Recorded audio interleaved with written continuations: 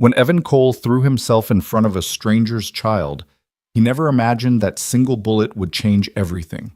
One desperate man, one loaded gun, one impossible choice. What happened next brought 12 Harley-Davidsons roaring to his doorstep and turned a struggling single dad into a legend. This is the story of sacrifice, brotherhood, and redemption that nobody saw coming. Stay with me until the end and comment what city you're watching from. I want to see how far this story travels. Now, let me take you back to where it all began. The rain started at 6:47 a.m., just like the weather app had promised, drumming against the cracked windshield of Evan Cole's 2004 Honda Civic with the kind of persistence that matched his daughter's morning questions. Fat droplets raced each other down the glass while Lily, buckled in the back seat with her frozen backpack clutched to her chest, peppered him with the rapid-fire curiosity of an 8-year-old who'd inherited her mother's sharp mind. "Dad, why do clouds cry?" she asked, pressing her nose against the window. Evan caught her eyes in the rearview mirror, those same honey-brown eyes that Sarah had passed down before cancer had taken her 2 years ago, and felt his chest tighten, the way it always did when Lily looked too much like her mother. "They're not crying, kiddo. It's just water doing its thing. Goes up, comes down, circle of life." Like in The Lion King? Exactly like that. He checked his watch, 7:03. They were late, again. Third time this week, and his supervisor at the construction site had already warned him that tardiness wasn't just frowned upon. It was a pink slip waiting to happen. Single dads didn't get the luxury of understanding bosses. Not when the economy was tight and younger, unencumbered workers were lined up around the block. The streets of Ridgefield, Ohio, glistened like oil slicks under the October sky. This town of 43,000 souls had seen better days. The textile mill had closed in 2019, taking half the town's jobs with it, and Main Street wore its economic wounds like visible scars. Empty storefronts with soap-streaked windows, faded for-lease signs that had been up so long they'd become permanent fixtures. But there were survivors too. Tommy's Hardware, Chen's Pharmacy, and the Morning Grind coffee shop, which occupied the corner of 5th and Madison in a renovated brick building that had once been a bank. It was to the Morning Grind that Evan now pointed his dying sedan, its engine making a concerning rattling sound that his buddy Marcus kept promising to look at next weekend. The coffee shop was his Tuesday morning ritual, the one small luxury he allowed himself before dropping Lily at Ridgefield Elementary and driving another 20 minutes to the construction site where he mixed concrete and tried not to think about the engineering degree he'd never finished. "Can I get hot chocolate?" Lily asked as he pulled into a parking spot between a sensible Toyota and something that made him do a double take, a chrome-heavy Harley-Davidson with custom paint that probably cost more than his car. "With whipped cream?" "Please, please, please." He killed the engine. "Okay, but we're doing the quick grab thing, in and out. I can't be late again." I know. Mr. Patterson gets grumpy." "Mr. Patterson gets firedy," Evan corrected, unbuckling and opening her door. The rain had softened to a drizzle, the kind that soaked you without you realizing it. He pulled up the hood of Lily's jacket, bright yellow, picked specifically so he could spot her anywhere, and grabbed his wallet from the console. $17. That had to last until Friday. The moment they pushed through the Morning Grind's door, warmth and noise enveloped them like a living thing. The place smelled like espresso and cinnamon rolls, but what struck Evan immediately wasn't the scent. It was the leather, and the chrome, and the ink. The Iron Saints had taken over the shop. He counted 12 of them, maybe 15, occupying the mismatched tables and vintage church pews that gave the Morning Grind its eccentric charm. They were a motorcycle club, one of the few in Ridgefield that kept to themselves in the straight and narrow, or so Marcus had told him. These weren't the one-percenters you saw on TV, the kind whose club patches came with federal investigations. The Iron Saints did charity rides, raised money for veterans, and occasionally got drunk and loud at Jerry's bar, but nothing worse than half the football team on homecoming. Still, they were an impressive sight. Leather vests called cuts, adorned with patches, thick beards, arms covered in tattoos that told stories in ink and skin. A few of the bikers had old ladies with them, the term of endearment the motorcycle world used for wives and long-term partners. Women who wore their own leather and looked like they could handle themselves just fine. Evan felt Lily's hand tighten in his as they approached the counter. She wasn't scared, exactly, more fascinated, the way kids get around anything that seems larger than life. "Morning, Evan." The voice belonged to Cheryl, a 50-something woman with reading glasses on a chain and a smile that had made this coffee shop a town institution for the past 15 years. "The usual? Black coffee, lard, and hot chocolate with extra whipped cream," Lily announced, bouncing on her toes. "Coming right up, sweetheart." Cheryl winked and turned to her espresso machine, which hissed and gurgled like a dragon with indigestion. Evan pulled out his wallet, counting bills, when Lily's hand slipped from his. Lily. But she was already moving, drawn like a magnet toward the far corner of the shop, where a little girl in a purple unicorn dress sat at a table next to the biggest biker Evan had ever seen. The man was a mountain, 6'4" at least, shoulders like a linebacker, arms covered in elaborate tattoos that crawled up his neck in geometric patterns. His beard was shot through with gray, and his eyes, when they flickered up, were the pale blue of winter ice. "Lily!" Evan moved to intercept, but his daughter was already standing in front of the biker's table, staring at the little girl with open curiosity. "I like your dress," Lily said. "I have one like it, but it's blue. It's—" The little girl looked up from her coloring book.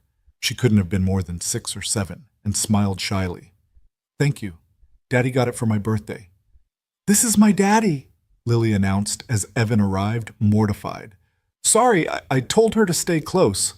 The big biker held up a hand, and despite the intimidating appearance, his smile was warm. "No harm done, brother. Kids are curious. That's how they should be."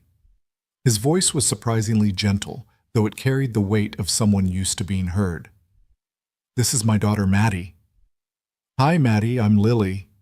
Evan extended his hand, feeling underdressed in his faded Carhartt jacket and jeans with concrete dust still on them from yesterday. "Evan Cole. Sorry for the intrusion." The biker's handshake was firm but not crushing.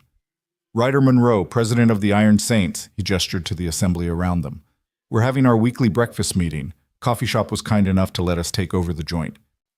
There was something in Ryder's eyes, a recognition that passed between them in that moment. Two fathers in a coffee shop on a rainy Tuesday morning, both doing the school run, both carrying the particular kind of exhaustion that came from raising kids without a partner. Evan had noticed the absence of a wedding ring, and he suspected Ryder had clocked the same on him. "Single dad?" Ryder asked, keeping his voice low. Evan nodded. 2 years now. 3 for me. It's a hell of a job, isn't it? The hardest one I've ever had. Evan glanced at Lily, who was now showing Maddie her backpack and explaining in detail the difference between Elsa and Anna. "But it's the only one that matters." "Amen to that." Ryder took a sip of his coffee. "Black," Evan noted, same as his own. "You work in town?" "Construction, Patterson's crew. We're doing the renovation on the old Mercy Hospital building." Evan checked his watch again, 7:17. They needed to move. "I should get going. I'm already pushing it." "Evan, order up," Cheryl called from the counter. He corralled Lily with gentle hands on her shoulders. "Come on, kiddo. Say goodbye to your new friend." "Bye, Maddie." "Bye, Lily. Maybe we can play sometime." "That'd be awesome." As Evan guided his daughter back toward the counter, Ryder called out, "Hey, Cole." Evan turned. The biker president was studying him with an expression that seemed to look straight through his skin and into his bones. "You ever need anything, and I mean anything, you let me know. Single dads gotta look out for each other." It was a strange offer from a stranger, but something about it felt genuine. Evan nodded. "Appreciate that." He collected their orders, hot chocolate with an embarrassing mountain of whipped cream that made Lily gasp with delight, and his coffee in a paper cup that burned his palm just right. The total came to $7.50, and he handed over a 10, telling Cheryl to keep the change. Tips mattered in a town like this. They were halfway to the door when everything changed. The sound of the door slamming open was wrong, too hard, too violent, carrying with it a gust of cold air and something else. Something electric and terrible. Evan turned, instinct from his 3 years in the army kicking in before his conscious mind caught up. A man stood in the doorway, soaked to the skin, wearing a green military surplus jacket and jeans that hung on him like he'd lost weight fast and hard. His eyes were wrong, too wide, too wild, darting around the coffee shop with the frantic energy of a cornered animal. And in his right hand, held at waist level but unmistakable, was a snub-nosed revolver. Time did that thing it does in moments of crisis. It stretched and compressed simultaneously, every detail becoming hyper-vivid while the seconds themselves seemed to thicken like molasses. "Nobody move!" The man's voice cracked on the second word. He was young, Evan realized, maybe 25, with a sparse beard and the kind of pallor that spoke of sleepless nights and chemical dependence.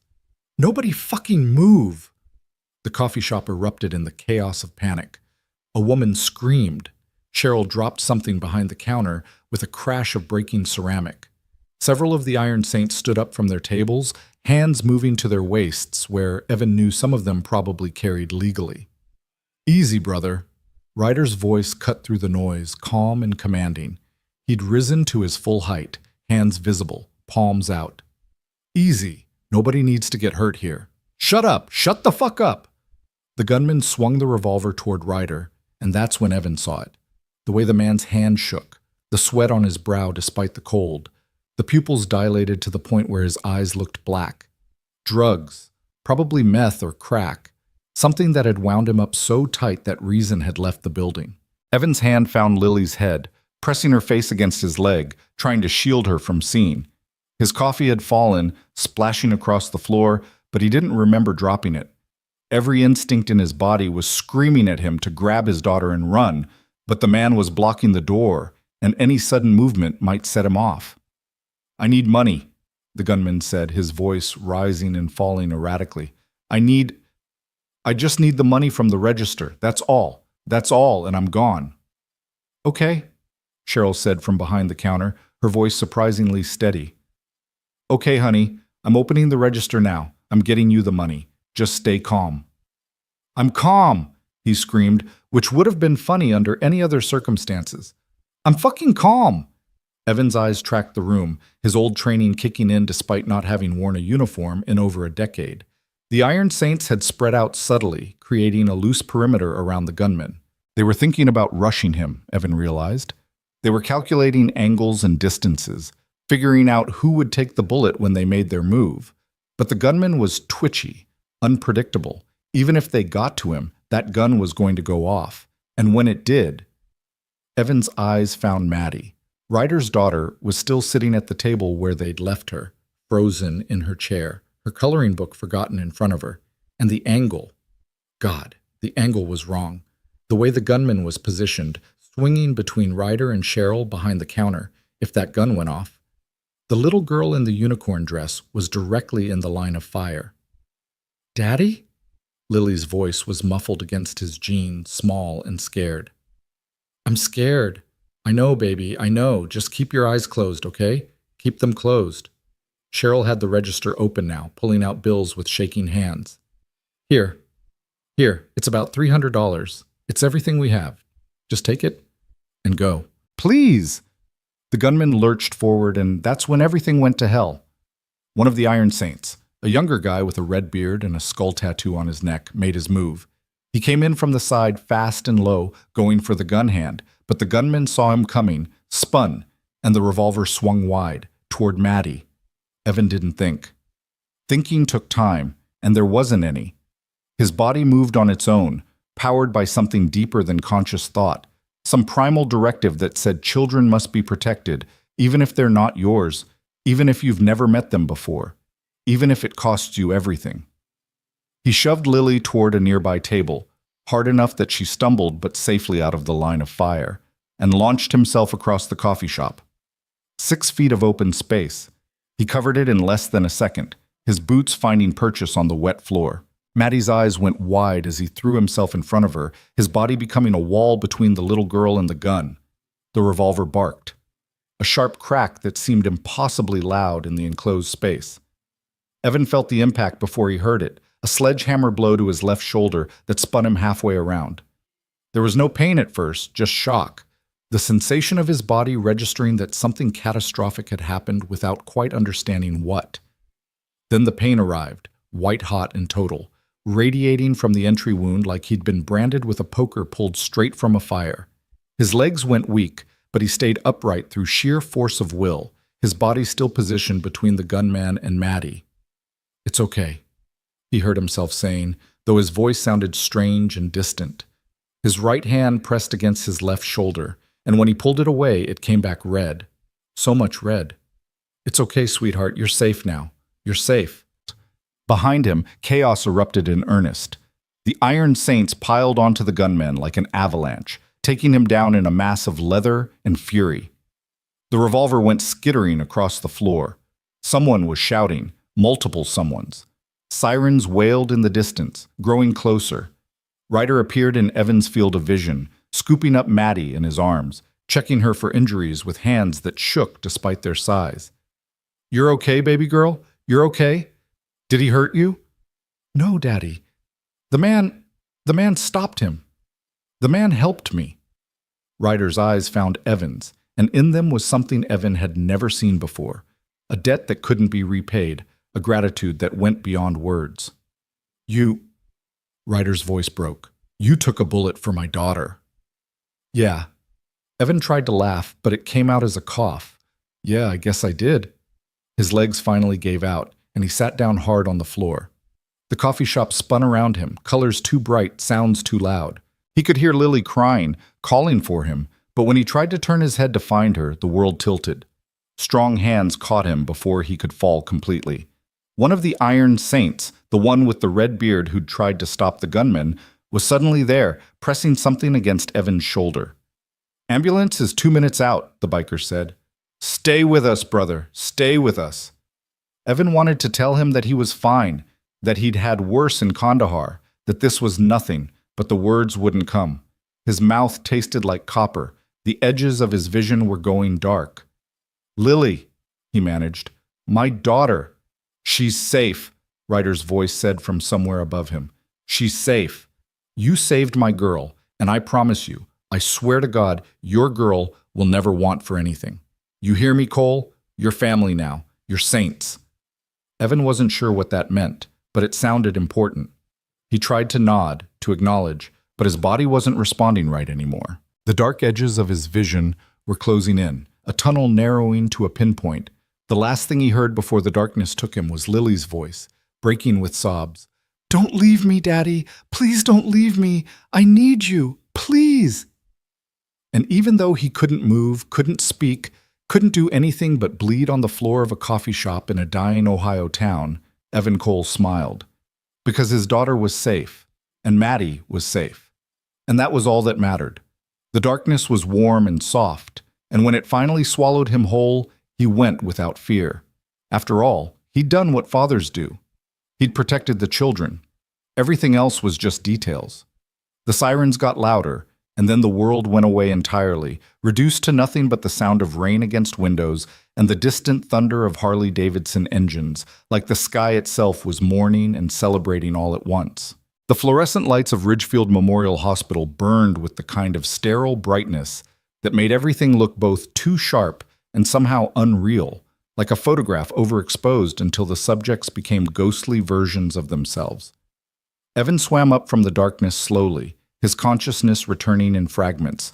First sound, then sensation, then finally the crushing weight of memory that made him wish he could sink back down into that peaceful oblivion. His shoulder was on fire. No, that wasn't quite right. Fire was too simple a word for what he felt.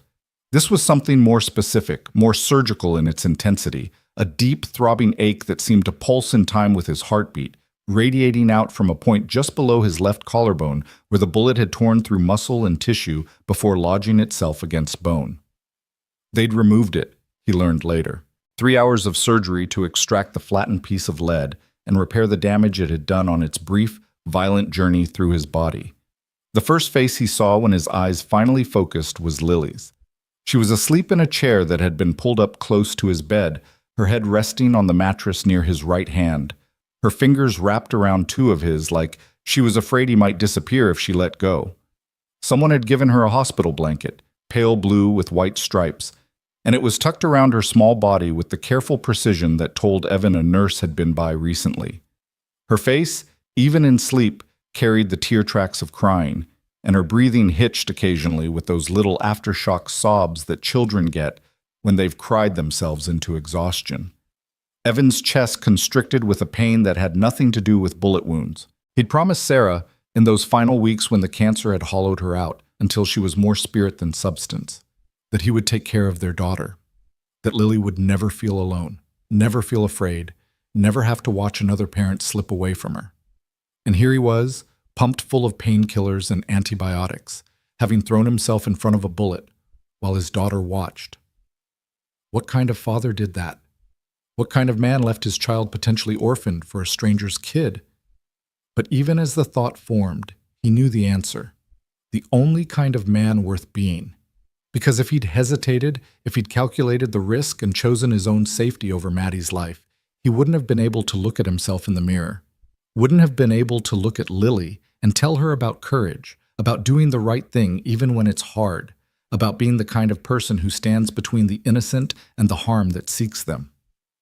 Sarah would have understood. She'd married a soldier, after all. She'd known exactly what that meant. "You're awake." The voice came from the doorway, soft and careful not to wake Lily. Evan turned his head, carefully, because everything hurt, and found Marcus Washington leaning against the frame, his work boots leaving traces of mud on the linoleum, his face carrying an expression somewhere between relief and barely suppressed anger. Marcus was his best friend, had been since they'd met at a VA support group 3 years ago. Two combat veterans trying to figure out how to be civilians, how to sleep through the night without nightmares, how to exist in a world that mostly didn't understand what they'd seen and done. Marcus had been Marine Force Recon. Evan had been Army Infantry. Different branches, same damage. They'd bonded over bad coffee and worse memories. And when Sarah got sick, Marcus had been there for every hospital visit, every late-night panic, every moment when Evan thought he couldn't possibly carry one more ounce of grief. "What time is it?" Evan's voice came out rough, like he'd been gargling gravel. "Little past 9. At night. You've been out for about 12 hours. Marcus pushed off from the doorframe and walked over, moving with the slight limp he'd earned from an IED outside Fallujah. He pulled up another chair, sitting down with a wince. "You scared the hell out of me, brother. I got a call from Jenny at the construction site saying you'd been shot. Shot, Evan. In a coffee shop in Ridgefield, Ohio. I've had quieter tours in Iraq." "Is the girl okay? Maddie?" "Seriously? You take a bullet and that's your first question?" But Marcus was smiling, that crooked grin that said he understood even when he pretended not to. "Yeah, man, the girl's fine, not a scratch on her. Her dad's been by 3 times already, trying to see you. Hospital wouldn't let him in, family only until you woke up. The nursing staff is terrified of him." "Ryder, he's a teddy bear. He's a 6'4" biker who looks like he could bench press a Buick, and he's been pacing the waiting room like a caged tiger, telling anyone who'll listen that you're a hero and he owes you a blood debt. His words, not mine. The nurses drew straws to see who had to tell him to leave." Marcus leaned back, studying Evan with those sharp brown eyes that missed nothing. "They finally compromised. He's allowed back in the morning, but only after the doc clears you for visitors." Evan glanced down at Lily, whose breathing had evened out into the deeper rhythms of genuine sleep. "How long has she been here?" "Since they let her in, about 6 hours ago. She wouldn't leave. They tried to take her to the children's waiting area, but she had a complete meltdown. Screaming, crying, the works. Finally, one of the nurses, Diane, I think her name is, convinced the doctor to make an exception." Marcus's voice softened. "She's been through enough, Evan, losing her mom and now this. That kid's tougher than most soldiers I know, but she's running on empty." The guilt came back, heavy and suffocating. "I shouldn't have—" "Don't." Marcus cut him off, his voice sharp enough to make Lily stir slightly in her sleep. He waited until she settled before continuing, quieter now. "Don't you dare sit there and second-guess what you did. I've seen the security footage. Cops showed it to me when they took my statement. You had maybe 2 seconds from the time that gun swung around to the time it went off. 2 seconds to process, react, and move. And you put yourself between a bullet and a child. That's not reckless, brother. That's heroic. That's exactly what guys like us are trained to do. Guys like us are trained to fight wars, not get shot in coffee shops. Guys like us are trained to protect people who can't protect themselves. Doesn't matter if it's Kandahar or Ridgefield. A threat's a threat. and you neutralized it the only way you could. Marcus leaned forward, elbows on his knees. The gunman's in custody, by the way. Kyle Brennan, 26, 3 priors for possession. He'll be going away for a long time. Assault with a deadly weapon, attempted robbery, reckless endangerment. The prosecutor's talking 15 to 20, maybe more. Evan closed his eyes, trying to remember the man's face, but all he could conjure was a blur of panic and desperation. He was high. Crystal meth, according to the talk screen. He'd been up for about 3 days straight, needed money for his next fix, picked the wrong coffee shop to rob. Marcus shook his head. Could have been worse, could have been so much worse. If those bikers hadn't been there, if you hadn't... He didn't finish the sentence. He didn't need to. The door opened again, this time admitting a woman in navy blue scrubs with a stethoscope around her neck and a tablet in her hand. She was somewhere in her 40s, with graying hair pulled back in a practical ponytail, and the kind of efficient kindness that came from years of telling people both the best and worst news of their lives. Mr. Cole, you're awake. I'm Dr. Patricia Okonkwo. I performed your surgery. She glanced at Marcus, then at the sleeping Lily, and softened. I can come back if you need more time with your family. No, it's fine. I want to know... Evan shifted, trying to sit up, and immediately regretted it as pain lanced through his shoulder. How bad is it? Dr. Okonkwo moved to his bedside, her fingers finding his wrist to check his pulse with practiced ease. The bullet entered your anterior shoulder, passing through your pectoralis major and deltoid muscles before impacting your scapula, your shoulder blade. Fortunately, it missed your subclavian artery by about 2 centimeters. If it had hit that vessel, you would have bled out in the ambulance. She said it matter-of-factly, the way doctors do when they're used to working in fractions of inches between life and death. We removed the bullet, repaired the muscle damage, and you'll need physical therapy, probably 3 to 4 months of it, but you should regain full function eventually. Eventually? Your arm's going to be in a sling for at least 6 weeks. No heavy lifting, no strenuous activity. After that, we'll start you on PT to rebuild strength and range of motion. You were lucky, Mr. Cole. Incredibly lucky. Another 2 centimeters to the right, and we'd be having a very different conversation, or not having one at all. Lucky. Evan supposed that was one way to look at getting shot. When can I go home? We'll keep you tonight for observation, make sure there's no infection or complications. If everything looks good in the morning, we can discharge you around noon. You'll go home with pain medication, antibiotics, and very strict instructions about wound care and physical limitations. Dr. Okonkwo made a note on her tablet. Do you have someone who can help with your daughter? You won't be able to pick her up or do any kind of physical care that requires your left arm. Evan glanced at Marcus, who nodded immediately. I've got him, Doc. I can take a few days off work, help him get settled. Good. Because, Mr. Cole, I'm serious about the restrictions. Your body just went through significant trauma. You need rest, proper nutrition, and time to heal. If you push too hard too fast, you risk tearing the surgical repairs and setting yourself back months. Understood? Understood. She didn't look convinced, but she'd probably said the same thing to 100 stubborn men who all thought they could tough their way through recovery. I'll have the nurse bring you some water and something light to eat. Your daughter can stay the night if she wants. We'll bring in a cot. Try to rest. She paused at the door. What you did was remarkable, Mr. Cole. Foolish, perhaps, but remarkable. That little girl is alive because of you. After she left, Marcus stood up and stretched, his spine popping audibly. I'm going to grab some coffee and let you have some time with Lily. I'll be back in an hour, and then I'm camping out on that couch over there whether you like it or not. Someone's got to make sure you don't do anything stupid like trying to run a marathon or bench press a sedan. Wouldn't dream of it. Liar. But Marcus was grinning. He clapped Evan gently on his good shoulder and headed for the door, pausing just before he left. Hey, Evan, I'm proud of you, man. Sarah would be too. Then he was gone, and Evan was alone with his sleeping daughter and the sound of machines beeping out his vital signs in steady, reassuring rhythms. He waited until he was sure Marcus was out of earshot, then carefully, gently, he moved his right hand to stroke Lily's hair. She stirred at the touch, her eyes fluttering open, confused at first, then focusing on his face with sudden, desperate intensity. Daddy? Hey, kiddo. She launched herself at him, and only his quick reflexes and her small size prevented her from crashing into his injured shoulder. He wrapped his good arm around her, holding her as she sobbed into his chest, her whole body shaking with the release of hours of pent-up terror. I thought you were going to die like Mommy," she choked out between sobs. "There was so much blood, and you fell down, and you weren't moving, and I thought, I know, baby, but I'm okay. I'm right here." He pressed his lips to the top of her head, breathing in the strawberry scent of her shampoo. "I'm not going anywhere, I promise." "You promised Mommy wouldn't leave either." The words hit harder than the bullet had, because they were true and there was no defense against them. He'd made promises he couldn't keep, had learned the hard way that love and willpower weren't enough to hold back death when it came calling. But this was different. This time, he'd had a choice. "You're right," he said quietly. "I did promise that, and I couldn't keep it because sometimes bad things happen that we can't control. Your mom getting sick, that wasn't anyone's fault. It just happened. But today, what happened in that coffee shop, I could control.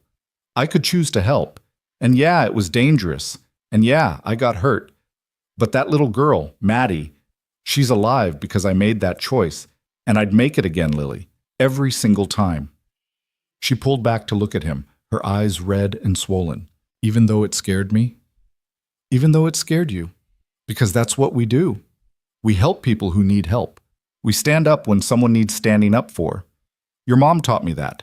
She spent her whole life as a nurse, taking care of people, making them better. And in the end, she fought so hard to stay with us, not because she was afraid to go, but because she loved us and wanted to be here.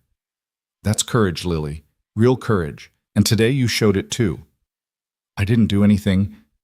You stayed calm when everything was crazy. You listened when I told you to close your eyes. You were brave even though you were terrified. That's everything." He wiped her tears with his thumb. "And I need you to keep being brave because I'm going to be kind of useless for a while. Can't pick you up, can't make breakfast with one arm.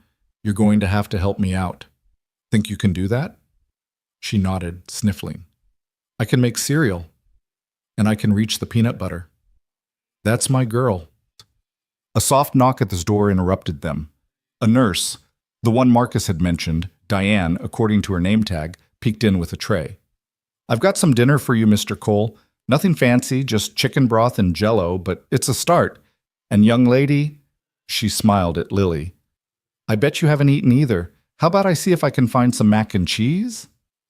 "The good kind?" Lily asked suspiciously. "Not the hospital kind?" Diane laughed.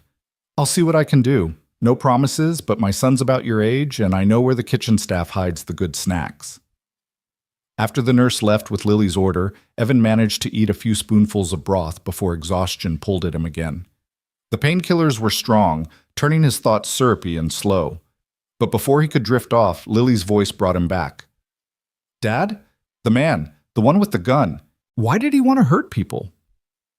How did you explain addiction to an 8-year-old? How did you convey the way drugs could hijack a person's brain, turn them into someone desperate and dangerous? Someone who would point a gun at strangers for the contents of a cash register. "He was sick," Evan said finally. "Not like Mommy was sick, but sick in his mind. He was taking drugs that made him make bad choices, and he needed money to buy more drugs. It doesn't make what he did okay, but it helps us understand why someone would do something so scary." "Will he get better?" "I don't know, kiddo. I hope so. But that's not our job to worry about right now. Our job is to take care of each other and get me healed up." She seemed to accept this, settling back into her chair with the blanket pulled up to her chin. "Daddy? Mr. Ryder's been waiting to see you. The nurses said he's been here all day. Why is he so worried about you?" "Because I helped his daughter. And he's a good man who understands what that means." "Are we friends with him now?" Evan thought about Ryder's eyes in that moment after the shooting. The way the biker had looked at him like he'd witnessed something sacred, something that transcended the casual boundaries between strangers. "Yeah," he said softly. "I think we are." The night passed in fractured pieces, pain medication pulling him under, then strange dreams jerking him awake. Nurses came and went, checking vitals, adjusting his IV, asking questions in hushed tones. Marcus returned around midnight, true to his word, and settled onto the vinyl couch with a pillow and blanket the nurses provided. The big man was snoring within minutes, a sound like distant thunder that was oddly comforting. Lily slept fitfully in her chair-turned bed, occasionally crying out in her sleep, nightmares chasing her through the dark hours. Each time Evan would speak softly, "I'm here, baby. I'm right here," until she settled again. Morning came slowly, pale light filtering through the blinds to paint stripes across the linoleum floor. Dr. Okonkwo made her rounds early, examining Evan's shoulder with gentle but thorough hands, pronouncing herself satisfied with his progress. The wound was clean, no signs of infection, vitals stable. Barring complications, he could go home after lunch. Lily woke stiff and cranky, the kind of mood that came from sleeping in a chair and living through trauma. Diane brought them breakfast, real eggs for Lily, more broth for Evan, and announced that he had a visitor waiting if he felt up to it. "Big guy," she said with a meaningful look. "Leather vest. Very polite, but also very insistent." "Ryder." "Send him in," Evan said, then glanced at Marcus, who had woken up and was attempting to finger-comb his hair into something resembling order. "You might want to stick around for this." When Ryder Monroe walked through the door, he seemed to fill the entire room with his presence. He'd cleaned up since yesterday. The leather vest was still there, but he wore fresh jeans and a button-down shirt underneath, his beard neatly trimmed, his gray-shot hair pulled back. In his massive hands, he carried a small bouquet of flowers, daisies and sunflowers, bright and cheerful, and a teddy bear wearing a leather vest that was unmistakably meant for Lily. "Cole," his voice was rough with emotion. "They told me you were awake. He stopped, seeming to struggle with words. "How do you thank someone for saving your kid's life?"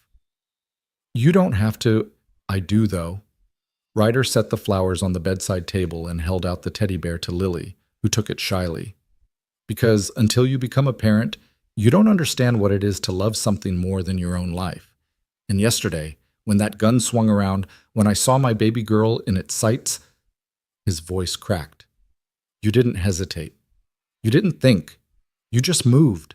Put yourself between death and my daughter like it was the most natural thing in the world." "Instinct. Heroism," Ryder corrected. He pulled up a chair, the same one Lily had slept in, and sat down with the careful movements of a big man in a small space. "I've been writing with the Iron Saints for 15 years. Started the chapter myself after I got out of the Navy.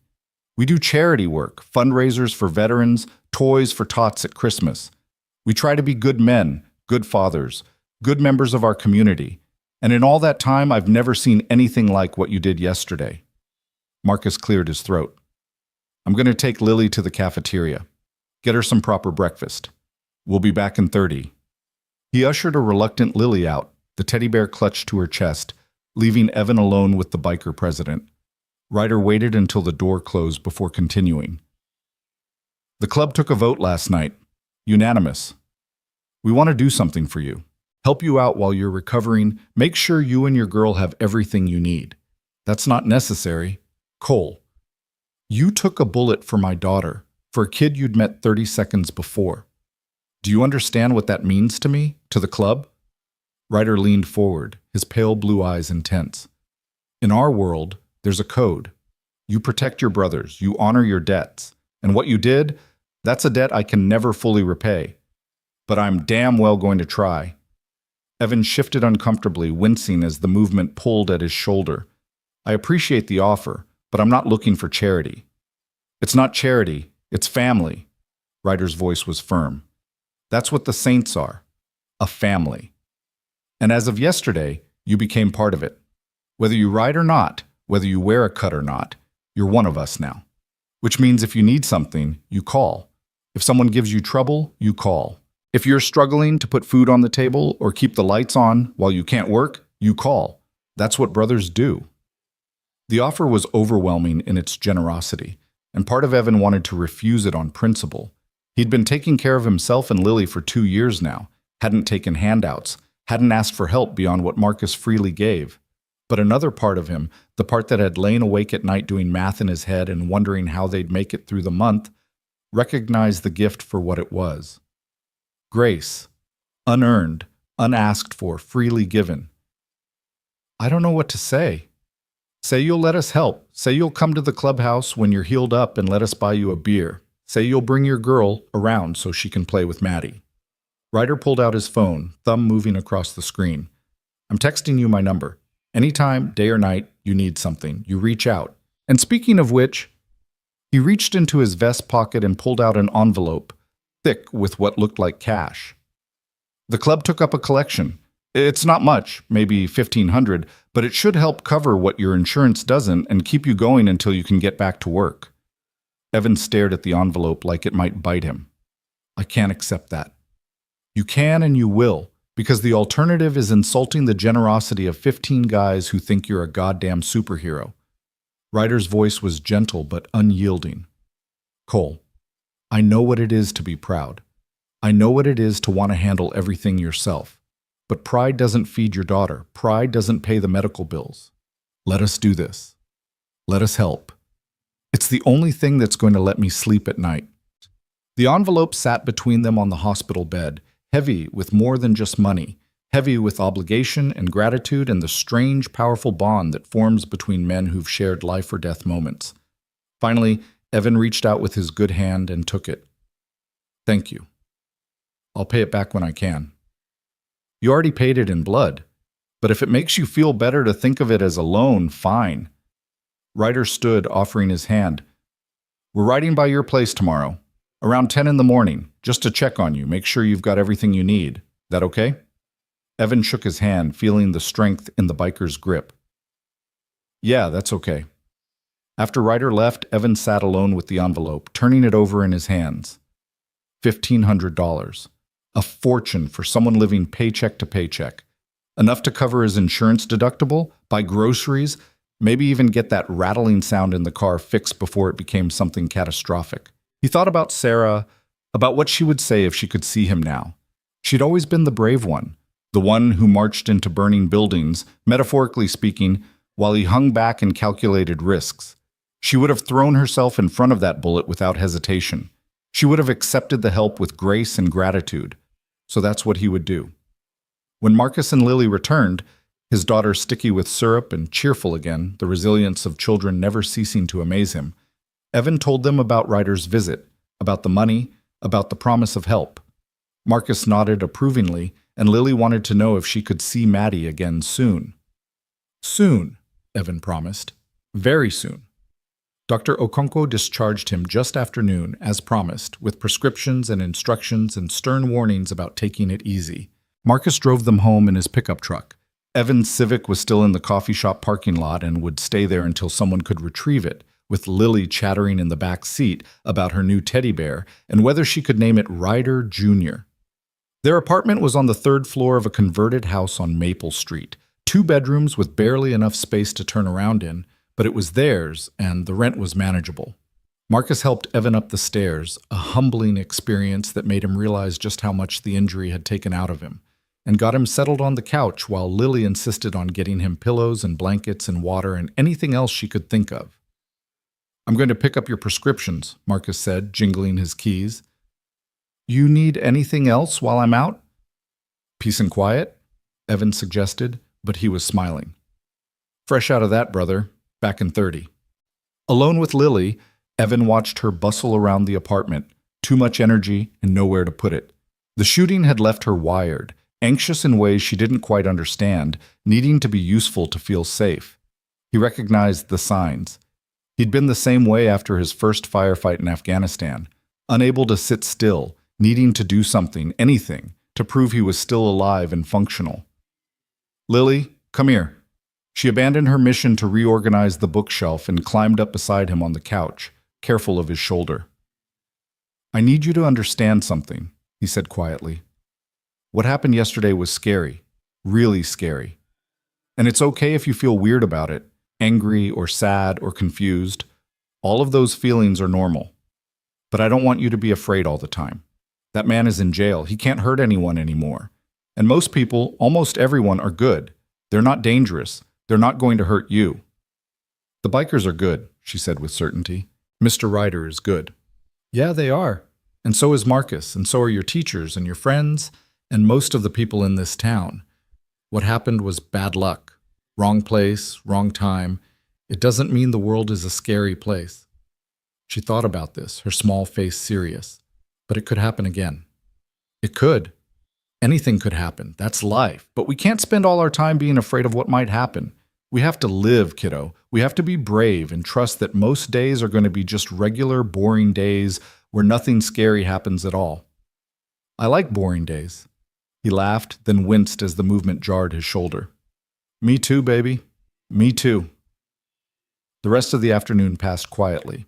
Marcus returned with medication and Chinese takeout. They watched a movie, and Lily fell asleep against Evan's good side before dinner. When Marcus finally headed home around 8, promising to check in tomorrow, Evan carried Lily to her bed one-handed, a feat of parental gymnastics that left him sweating and shaking. He was tucking her in when she spoke, her voice muzzy with sleep. "Dad? Are the bikers really coming tomorrow?" "That's what Mr. Ryder said." "Good. I want to say thank you." "For what?" "For caring about you. You're always taking care of everyone else. It's nice when someone takes care of you too." Evan kissed her forehead, his throat tight. "Get some sleep, kiddo." In his own bed, sleep came harder despite the exhaustion that dragged at him like chains. His shoulder throbbed with every heartbeat, a metronome of pain that the medication only dulled rather than eliminated. He lay in the dark, listening to the familiar sounds of their apartment, the refrigerator's hum, the neighbor's television through thin walls, the distant sound of traffic on Main Street. Tomorrow, Ryder had said, the Iron Saints would come tomorrow. Evan had no idea what that meant, what form their help would take, but as he finally drifted towards sleep, he felt something he hadn't felt in a long time. He felt like maybe, just maybe, he and Lily weren't facing the world alone anymore. And that made all the difference. The sound that woke Evan the next morning wasn't his alarm clock, or Lily's footsteps, or even the neighbor's dog that usually started barking around 7. It was thunder, deep, rhythmic, growing steadily louder until the windows rattled in their frames, and the whole apartment seemed to vibrate with it. Motorcycles. He checked his phone, 9:47 a.m. Ryder had said 10 o'clock, and apparently bikers took punctuality seriously. Evan hauled himself out of bed, his shoulder screaming protest at the movement, and shuffled to the window that overlooked Maple Street. What he saw made him stop breathing. 12 Harley-Davidsons lined the curb in front of his building, chrome gleaming in the October sunlight, arranged in a formation that spoke of military precision. The Iron Saints stood beside their bikes, all wearing their cuts, those leather vests that marked them as members, covered in patches that told stories Evan didn't yet know how to read. Ryder was at the front, naturally, with Maddie perched on his shoulders, her purple unicorn dress replaced today with jeans and a tiny leather jacket that made her look like a miniature biker. But it was the sight beyond the motorcycles that made Evan's throat close up. His neighbors had come out. Mrs. Chen from the pharmacy, standing on her porch with a hand over her mouth. The Rodriguez family from downstairs, all 5 kids pressed against the chain-link fence. Old Mr. Patterson, no relation to his boss, sitting in his lawn chair with his oxygen tank beside him, saluting. And more people, streaming out of houses and apartment buildings, drawn by the noise and staying for the spectacle. "Dad!" Lily was suddenly beside him, still in her pajamas, pressing her face against the glass. "Dad, they came. They really came." "Yeah, kiddo, they really did. Can we go down? Please, please, please?" Evan looked at himself in the mirror by the door. Rumpled t-shirt, pajama pants, 3 days of beard growth, his left arm in the sling that Dr. Okonkwo had insisted on. He looked like a man who'd been shot, which was accurate but not particularly dignified. "Give me 5 minutes to make myself presentable." "Dad, they're bikers. I don't think they care if you're wearing pajamas." She had a point, but Sarah had raised him with standards, and those standards didn't include greeting guests while dressed for bed. He managed to pull on jeans one-handed, a process that took longer and required more cursing than he'd anticipated, and a flannel shirt that he left unbuttoned over his t-shirt because getting his injured arm through a sleeve was beyond his current capabilities. By the time they made it downstairs, a slow process that involved Evan gripping the railing with his good hand and trying not to jostle his shoulder, the crowd on the street had grown. The Iron Saint stood like an honor guard, and when Ryder saw Evan emerge from the building, he lifted Maddie down from his shoulders and stepped forward. "Cole," he said, his voice carrying in the morning air, "how are you feeling?" "Like I got shot," Evan admitted, which got a rumble of appreciative laughter from the assembled bikers. "But I'm standing, so that's something." "That's more than something, brother. That's everything." Ryder gestured to the men behind him. "I brought the club. Figured if we're going to check on you, we might as well make it official. This is Bear." He indicated a massive man with a black beard that hung halfway down his chest. Chains, smoke, preacher, nitro, dice, wrench, tank, joker, shotgun, and you met Redbeard at the coffee shop. Each biker nodded as his road name was called, and Evan tried to commit them to memory, knowing he'd probably mix them up for weeks. They were a diverse crew, different ages, different builds, different backgrounds written in the ink on their arms and the scars on their knuckles.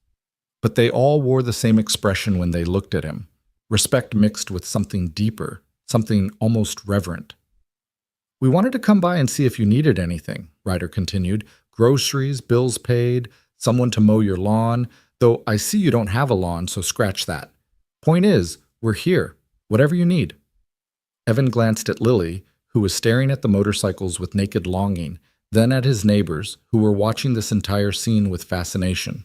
Mrs. Chen had her phone out, recording. This was going to be all over Ridgefield by lunchtime. "I appreciate it," Evan said carefully. "I really do. But I don't want to take advantage. Cole." Ryder's voice was gentle but firm. "Let me tell you something about the Saints. We're not just a motorcycle club. We're a brotherhood. And what that means is when one of us is down, the others step up. You might not be wearing a cut, but you're one of us now. You proved that when you took that bullet for my baby girl. So this isn't charity, and it's not pity. It's family taking care of family." One of the other bikers, Tank, Evan thought, built like his namesake, spoke up. "We got a fund set up at the club. Everyone's been dropping in what they can. Figure between that and what Ryder gave you yesterday, you should be covered for a couple months at least. More than that if you're smart with it," added another voice. Preacher, older than the others, with gray in his beard and kind eyes behind wire-rimmed glasses. "My wife's a financial advisor. She'd be happy to help you budget it out. Make sure you're not stressing about money while you heal." Evan felt the weight of their generosity like a physical thing, pressing down on him. He'd been raised to be self-sufficient, to handle his own problems, to never owe anyone anything he couldn't immediately repay. But he'd also been raised to recognize grace when it was offered, and to accept it with humility. "Thank you," he said, and his voice cracked on the second word. "I don't know how to repay this." "You already did," Ryder said simply. "But if you want to make us happy, there is one thing you could do." "Name it."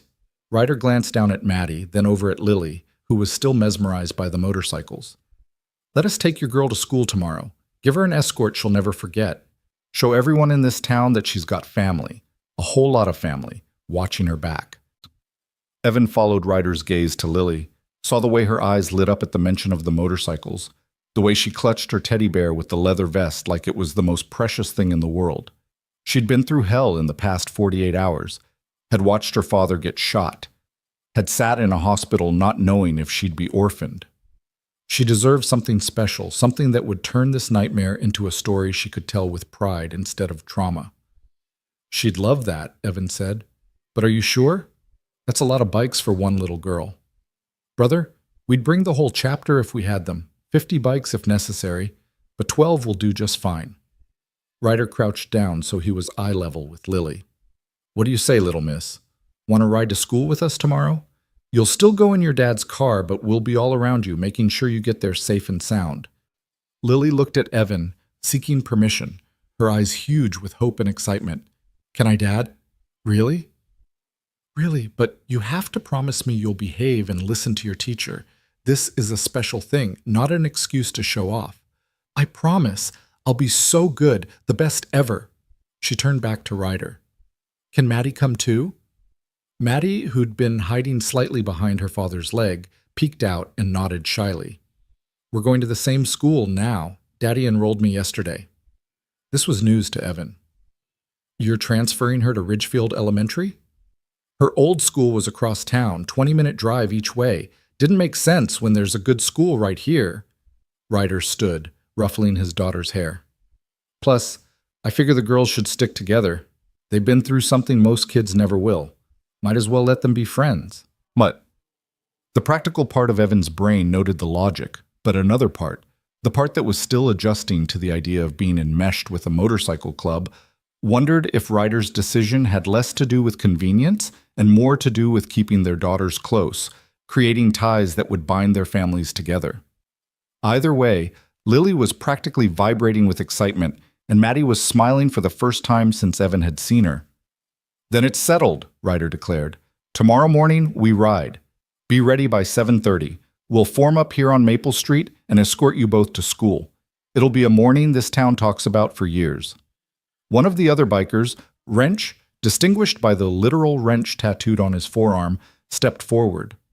Cole, I noticed your Civic's still at the morning grind. Want me to grab it for you? I can have Chains follow me in his truck, bring it back here. I can't ask you to do that.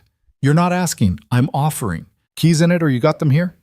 Evan retrieved his keys from the apartment, still marveling at how quickly the Saints had inserted themselves into his life, how efficiently they'd identified problems and offered solutions before he even had to ask. It was overwhelming and comforting in equal measure. While Wrench and Chains departed on their errand, the other bikers dispersed into purposeful activity. Bear somehow produced tools from his saddlebags and started tightening the loose railing on Evan's front steps that had been wobbling for 6 months. Preacher struck up a conversation with Mrs. Chen about her garden, complimenting the chrysanthemums. Tank and Joker were showing the Rodriguez kids how to properly sit on a Harley parked and off, but the children were enthralled. Ryder remained with Evan, watching his club work with obvious pride. This is what we do, he explained, community service. Half the reason we ride is to show people that bikers aren't all the stereotype. We're fathers and veterans and working men. We coach Little League and volunteer at food banks. The leather and the loud pipes, that's just how we dress. Underneath, we're just guys trying to be good.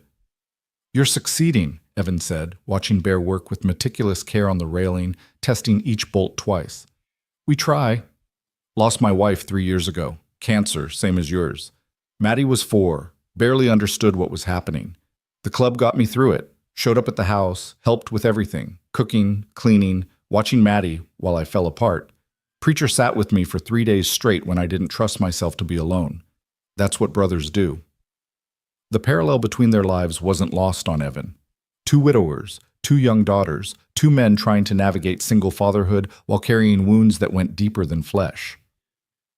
How do you do it? He asked quietly. How do you keep going when half of you is gone? Ryder was quiet for a moment, watching Maddie and Lily giggle together over something on Lily's phone.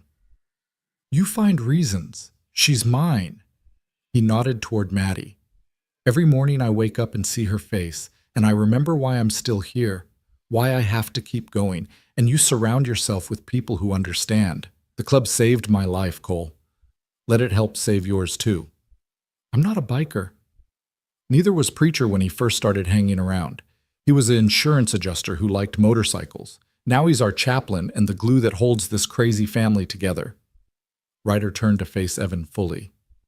You don't have to ride to be family. You don't have to wear a cut or get patched in. But you're welcome if you want it. We've got a clubhouse on Route 9 outside town. Come by sometime. Have a beer. Meet the other families. Let Lily and Maddie play while the adults pretend we have our lives together.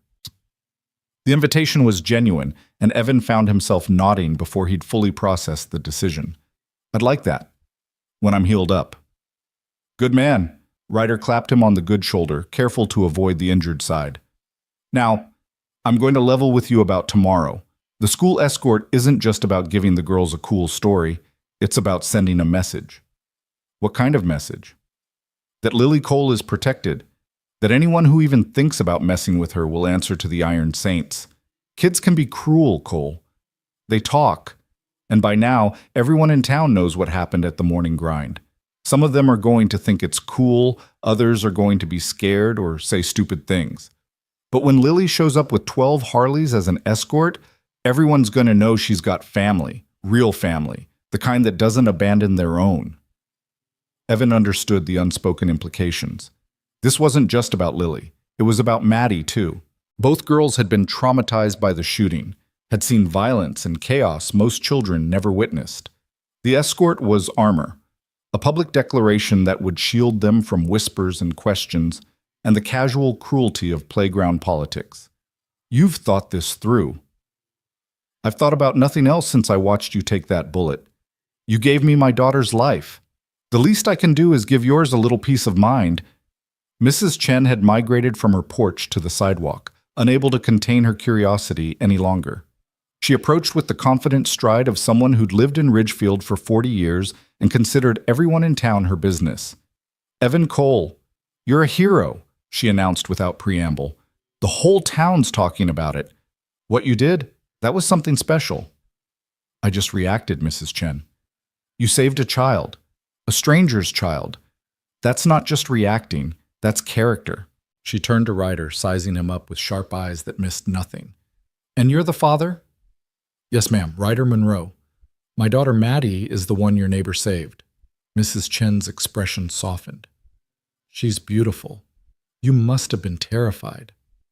"More than I can express." Ryder's voice was thick. "Still am, every time I think about what could have happened if Cole hadn't been there." "Well, you boys take care of each other, you hear? This town needs more men like you, both of you." She patted Evan's good arm. "You need anything from the pharmacy, you call me. I'll deliver it personally, no charge." After she left, a parade of neighbors followed. The Rodriguez family brought over a casserole. Mr. Patterson insisted on shaking Evan's hand, his grip surprisingly strong for a man on oxygen. The couple from the second floor, young professionals Evan had barely spoken to, offered to help with groceries or errands. Even the teenager from across the street, usually glued to his phone and oblivious to the world, stopped to say he thought what Evan did was totally badass. The attention was exhausting and heartwarming in equal measure. Evan had lived in this building for 2 years, had nodded politely to neighbors but never really connected, too wrapped up in his own grief and struggle to reach out. Now suddenly, he was the center of a community he hadn't realized existed. By noon, the Iron Saints had accomplished more than Evan would have managed in a month. His car was returned, Wrench reporting that it started fine, but really did need some work on the engine. He'd be happy to look at it next weekend. No charge. The railing was fixed. Bear had somehow also repaired the loose shutter on Evan's bedroom window and tightened all the door hinges that had been sticking. The apartment itself had been restocked. Preacher's wife had apparently taken Lily shopping while Evan was distracted, and his refrigerator now contained actual food instead of the mustard and questionable leftovers that had been its primary residence. "This is too much," Evan protested weakly as Preacher helped him put away groceries with his one functional arm. "This is family," Preacher corrected. His voice had the gentle authority of someone used to counseling and comforting. "And before you argue, let me tell you something. 3 years ago, my house burned down. Electrical fire. Lost everything. The club showed up the next day with trucks full of furniture, clothes, everything we needed to start over. Ryder personally rebuilt my daughter's bedroom, spent 2 weeks on it to get it perfect. That's what we do. We catch each other when we fall. But I didn't fall. I got shot. Same difference. You're down. We're here to help you up. Simple as that." Preacher closed the refrigerator, studying Evan with those kind, assessing eyes. "You know what I see when I look at you? I see a man who's been carrying the world on his shoulders for too long, who lost his wife and decided he had to do everything alone because asking for help felt like failing. Am I close?" Evan's throat tightened. "Yeah, pretty close. I was the same way. Drove myself half crazy trying to be Superman, trying to prove I didn't need anyone. Then my house burned down, and I had no choice but to accept help. Best thing that ever happened to me, in a weird way. Taught me that strength isn't about standing alone. It's about knowing when to lean on people who love you. I barely know you guys. You will. That's the beauty of it. You've got time to get to know us, to become part of this family. And in the meantime, you let us help. You focus on healing and taking care of your daughter. We'll handle the rest." By the time the Iron Saints finally departed in the late afternoon, engines roaring to life in a symphony of chrome and thunder, Evan felt like he'd lived a week in a single day. Lily was practically glowing, having spent hours with Maddie and the other bikers, soaking up attention and storing up memories she'd carry forever. As the last motorcycle disappeared around the corner, Evan sank onto his couch with a wince, his shoulder reminding him that he'd been on his feet too long. Lily climbed up beside him, careful of his injury, and leaned her head against his good side. "Dad, this is the best day ever." He kissed the top of her head. "Yeah, kiddo, it really is." That evening, Marcus stopped by with pizza and found them on the couch, watching a nature documentary about penguins. He took one look at the cleaned apartment, the full refrigerator, the fixed railing visible through the window, and whistled low. "The Saints came through, huh?" Like a tornado made of good intentions and motorcycle grease. Evan accepted a slice of pepperoni. "It's overwhelming, Marcus. They barely know me, and they're treating me like family," Marcus finished, "because that's what you are to them now. You took a bullet for one of their own. In their world, in our world." He gestured between himself and Evan, veterans both. "That means something. That creates a bond that doesn't break." "I'm not used to owing people." "Then get used to it. Because those guys aren't going away, and fighting them on it is just going to make everyone miserable." Marcus grabbed his own slice. "Besides, tomorrow's going to be something special. 12 bikes escorting Lily to school? That's movie stuff right there. She's going to remember that for the rest of her life." Lily, hearing her name, looked up from the penguins. "Uncle Marcus, you should see the motorcycles. They're so shiny, and they're so loud. And Mr. Ryder said I can sit on his bike when he's not riding it, just to see how it feels." "That's pretty cool, kiddo. And Maddie's going to be in my class. We're going to be best friends. She said so." Marcus caught Evan's eye over Lily's head, and something passed between them. Recognition that this moment, this connection, was exactly what both girls needed. Healing through friendship, trauma transformed into bond. After Marcus left and Lily was in bed, falling asleep almost instantly, exhausted from excitement, Evan sat alone in the dark living room, his shoulder aching despite the pain medication. He pulled out his phone and found Ryder's number in his messages, typed out a text. "Thank you for everything today. You and the Saints, I don't have words for what it means." The response came quickly. "No thanks needed, brother. Get some rest. Tomorrow's going to be one for the books." Evan set down his phone and closed his eyes, letting the events of the day wash over him. 2 days ago, he'd been an anonymous single dad, struggling to make ends meet, going through life with his head down and his walls up. Now he was connected to a brotherhood he'd never sought, tied to men who'd claimed him as their own because of one moment of instinct and courage. It was terrifying and wonderful in equal measure. He thought about Sarah, wondered what she'd make of all this. She'd probably laugh at the irony, her cautious, calculated husband somehow ending up adopted by a motorcycle club. But she'd also be proud, he knew. Proud that he'd protected a child. Proud that he was letting people help. Proud that Lily was smiling again, excited about something instead of just going through the motions of childhood. Sleep came easier that night, despite the pain. And when the alarm went off at 6:30 the next morning, earlier than usual because Ryder had said to be ready by 7:30, Evan felt something he hadn't felt in years. He felt anticipation, excitement, the sense that the day ahead held something extraordinary. Lily was already awake, bouncing around her room in the unicorn dress she'd insisted on wearing. "Is it time? Are they coming?" "Soon, kiddo. Let's get you some breakfast first." They ate quickly, cereal for her, toast for him, neither of them able to manage much through the nervous energy. Evan had managed to shower one-handed and put on clean clothes, though buttoning his shirt remained an impossible task, and he'd had to settle for another t-shirt and flannel combination. His arm was still in the sling, his shoulder still throbbing, but the pain was manageable as long as he didn't move too quickly. At 7:20, the first rumble of engines echoed down Maple Street. Evan and Lily hurried to the window and watched as the Iron Saints assembled once again, this time joined by several more bikes. Evan counted 18 total, more than Ryder had promised.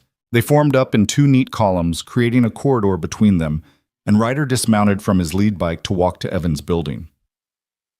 "Morning," he called up to the window. "You two ready for this?" Evan grabbed his keys and helped Lily into her jacket, the bright yellow one that marked her as his, as precious, as protected. They made their way downstairs to find half the street had turned out again, neighbors emerging with coffee cups and phones, ready to witness and record. Maddie was already there, standing beside Ryder's bike in her own leather jacket and jeans, looking every inch like a biker's daughter. When she saw Lily, her face lit up, and the two girls crashed together in a hug that spoke of shared trauma and nascent friendship. "The plan is simple," Ryder explained, his voice carrying easily over the idling engines. "You drive your car with Lily. We'll form up around you, 6 bikes in front, 6 behind, 3 on each side. We'll take the main roads, nothing fancy, just a straight shot to the school. Should take about 15 minutes. Everyone in town is going to see this, and that's the point. Questions? What about at the school, do you? We'll peel off before we get to the parking lot. Don't want to cause too much chaos. But we'll be visible, trust me. The principal's been notified, by the way.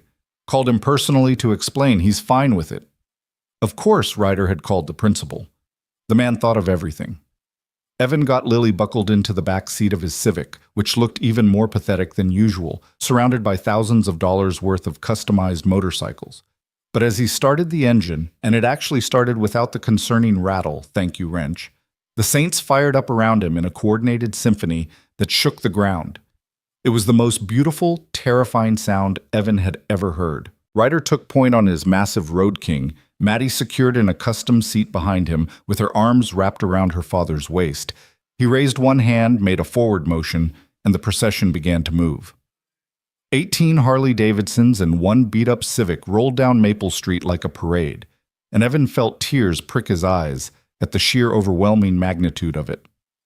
Neighbors cheered from porches. Someone had hung a banner, "Evan Cole, Hero," across Mrs. Chen's pharmacy. Kids waved from sidewalks. In the rearview mirror, he could see Lily's face pressed against the window, her eyes huge, her smile so wide it looked like it might crack her face in half. This moment, right here, was erasing the trauma of the shooting, replacing terror with wonder, fear with joy.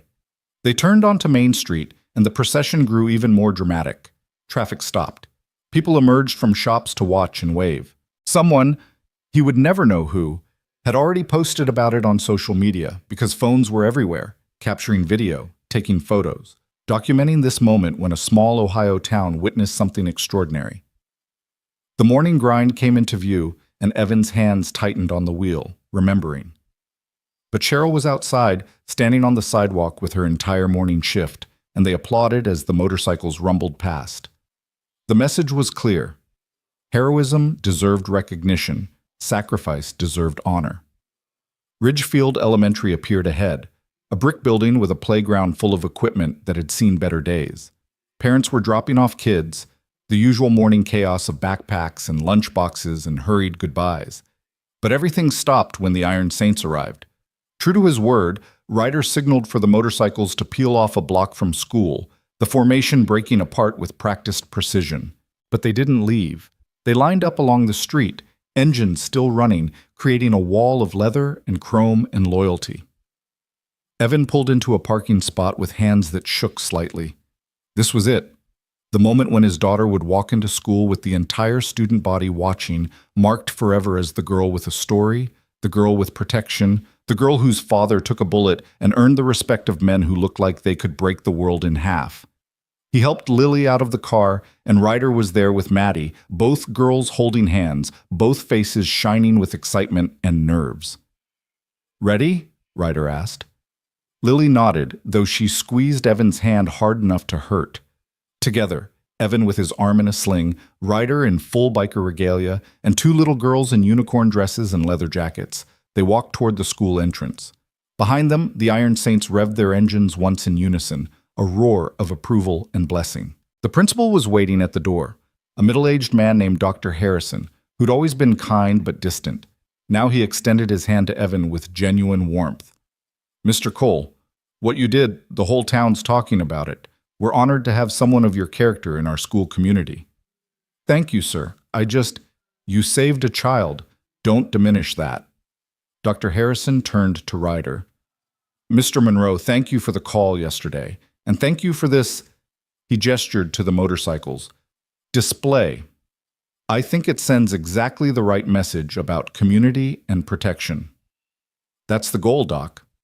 Lily and Maddie were already being mobbed by other children, all wanting to know about the motorcycles, the shooting, the story that had turned them into celebrities overnight. Evan watched his daughter handle the attention with surprising grace, explaining patiently, introducing Maddie as her new best friend, turning tragedy into connection. As parents and teachers ushered children into classrooms, Evan lingered at the entrance with Ryder, neither man quite ready to leave. "Thank you," Evan said finally, "for all of this, for making something beautiful out of something horrible. That's what we do, Cole. We take the broken things and we fix them. Bikes, lives, whatever needs mending." Ryder extended his hand. "This isn't goodbye, you understand. This is just the beginning. You're part of the family now, and family shows up for each other." They shook hands, and Evan felt the weight and warmth of that grip, felt the promise contained in it. This strange, fierce brotherhood had claimed him, and whether he'd sought it or not, he was grateful for it.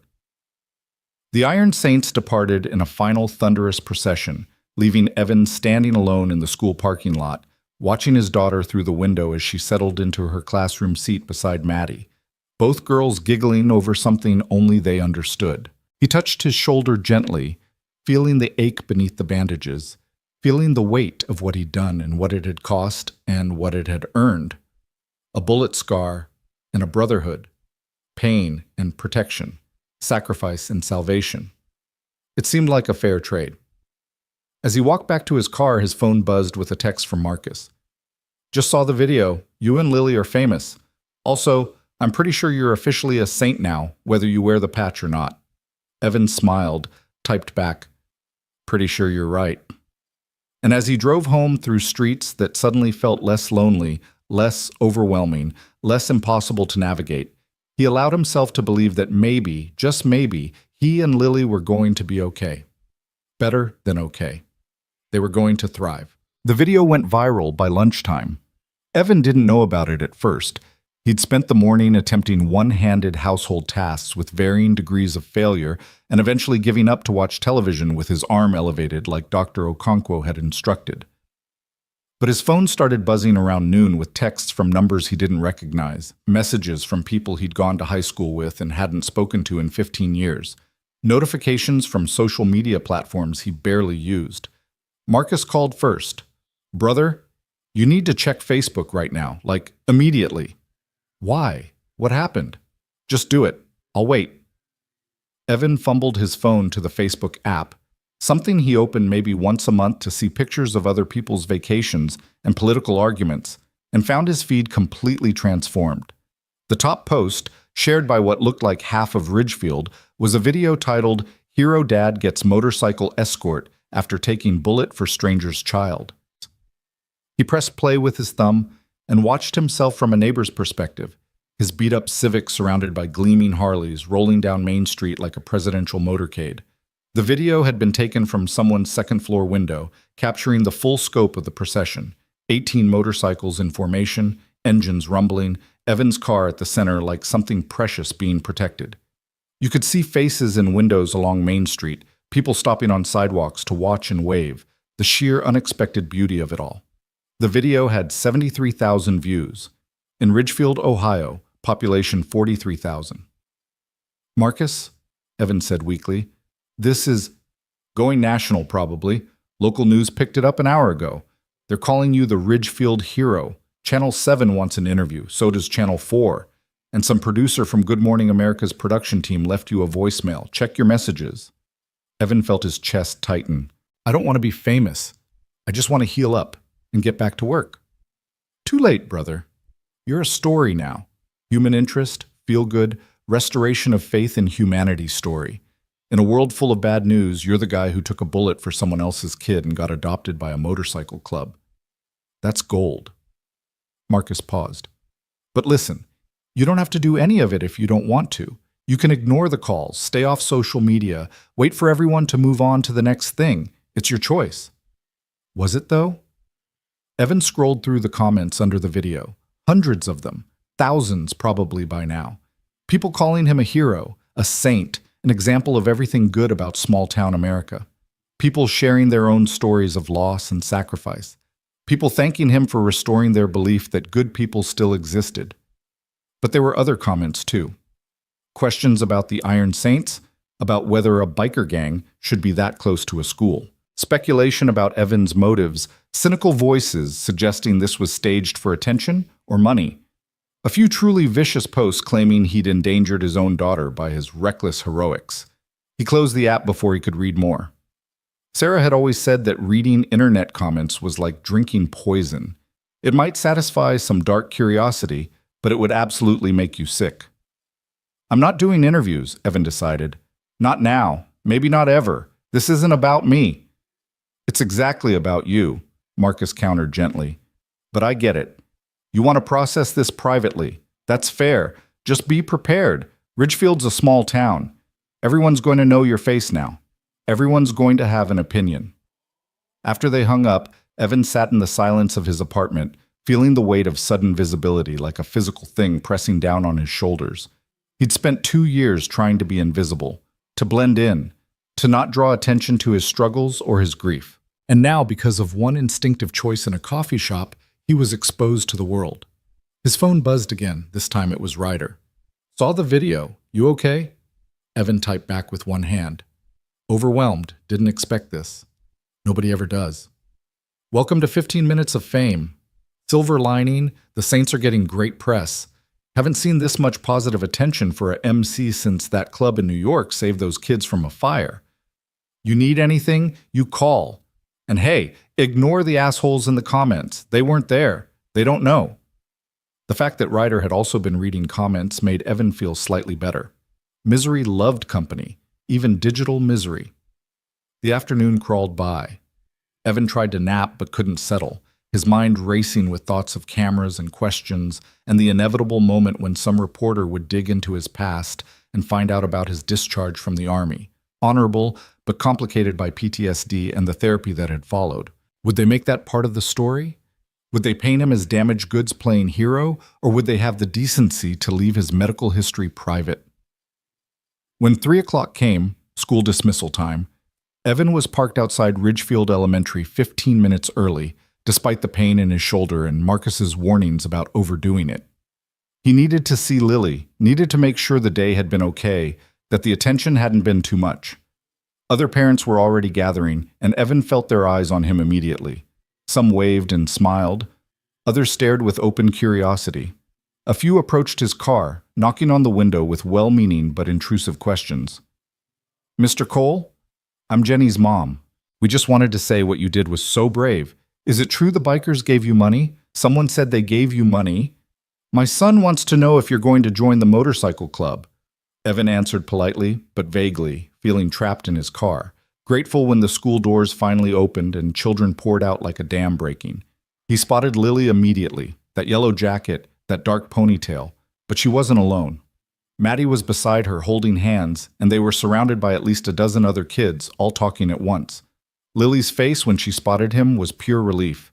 She broke free from the crowd and ran to the car, yanking open the door and climbing in with the kind of urgency that told Evan everything he needed to know about how her day had gone. Drive, Dad. Just drive. He drove, pulling out of the parking lot while Lily buckled herself in and pressed her face against the window, waving at Maddie, who was being collected by Ryder on his motorcycle. The biker had arrived just as they were leaving, drawing more stares and phone cameras. That bad? Evan asked once they were a few blocks away. Not bad exactly, just a lot. Everyone wanted to know about the shooting and the motorcycles and if I was scared and if you were okay and if Maddie was my best friend now and if the bikers were like a gang and a million other questions. She slumped in her seat. I'm tired, Dad. My face hurts from smiling. Evan understood that completely. You did good, kiddo. Handled it like a champ. But I think tomorrow we keep it low-key. No motorcycle escorts, just a normal school day. Sound good? Sounds perfect. She was quiet for a moment, then, Dad? Some of the kids said you're famous now, are you? I don't think so. People are just interested in the story because it's unusual. It'll blow over in a few days. Mrs. Patterson, my teacher, she said what you did was heroic. She made the whole class talk about heroes and what makes someone brave.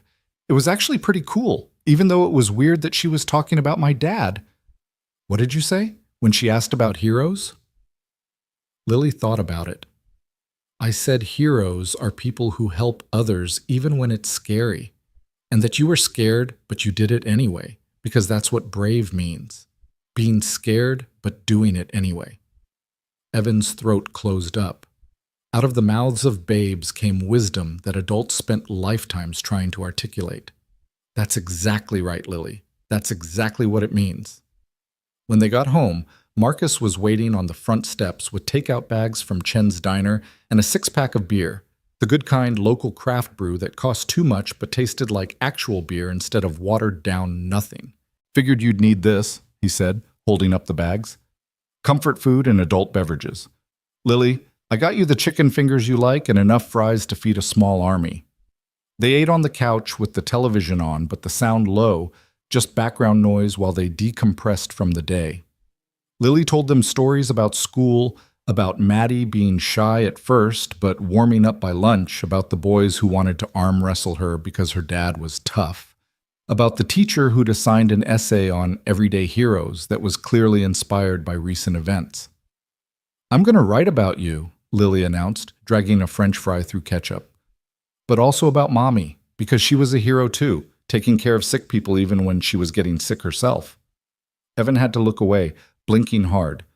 Marcus clapped him on the shoulder, the good one, and changed the subject to football, giving Evan time to compose himself. After dinner, after Lily had been tucked into bed with her teddy bear and her nightlight, and the promise that tomorrow would be quieter, Evan and Marcus sat on the small balcony that overlooked the parking lot, drinking beer in companionable silence.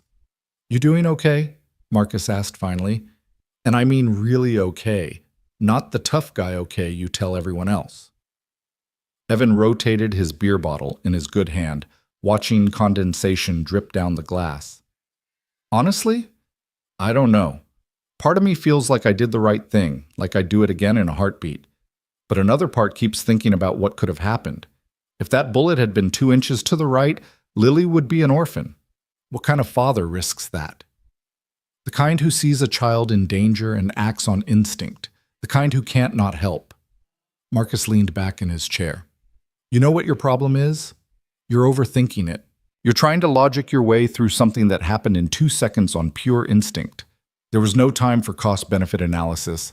There was just a gun and a kid and you." "I keep seeing it," Evan admitted quietly. The gun swinging around, Maddie's face, the way everything slowed down and sped up at the same time. It plays on loop in my head. "That's normal. That's trauma.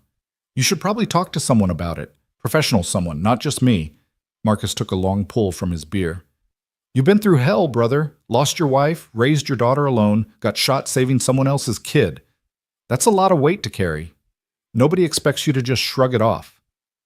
"The VA therapist I saw after Sarah died, she retired last year. I haven't found a new one." "So find one. Use some of that money the Saints gave you and invest in your mental health. Because Lily needs you healthy, and you can't be healthy if you're carrying all this alone." Marcus's voice was gentle but firm. "I know you, Evan. You're going to try to tough it out. Tell yourself you're fine. Push through until you break. Don't do that. Not this time." They sat in silence for a while. The October night cool but not cold. The distant sound of traffic on Main Street like white noise. Evan thought about Sarah, about the conversations they'd had on this same balcony when she was alive, planning futures that would never come to pass. She'd been the one who always pushed him to deal with his feelings, to talk instead of bottle things up. She'd have agreed with Marcus 100%. "I'll look into it," Evan said finally. "Find a new therapist. Deal with this properly." "Good man." Marcus stood, stretching. "I'm heading out. You need me? You call. I don't care if it's 3 a.m. and you're having a panic attack. You call." After Marcus left, Evan checked on Lily one more time. She was deeply asleep, one arm wrapped around her teddy bear, her face peaceful in the way only sleeping children managed. He watched her breathe for a moment, this miracle of a human he'd helped create, this person who contained half of Sarah's DNA and all of his hope for the future. She was worth every risk, every bullet, every moment of pain and fear and uncertainty. The next morning came with blessed normalcy. No motorcycles, no cameras.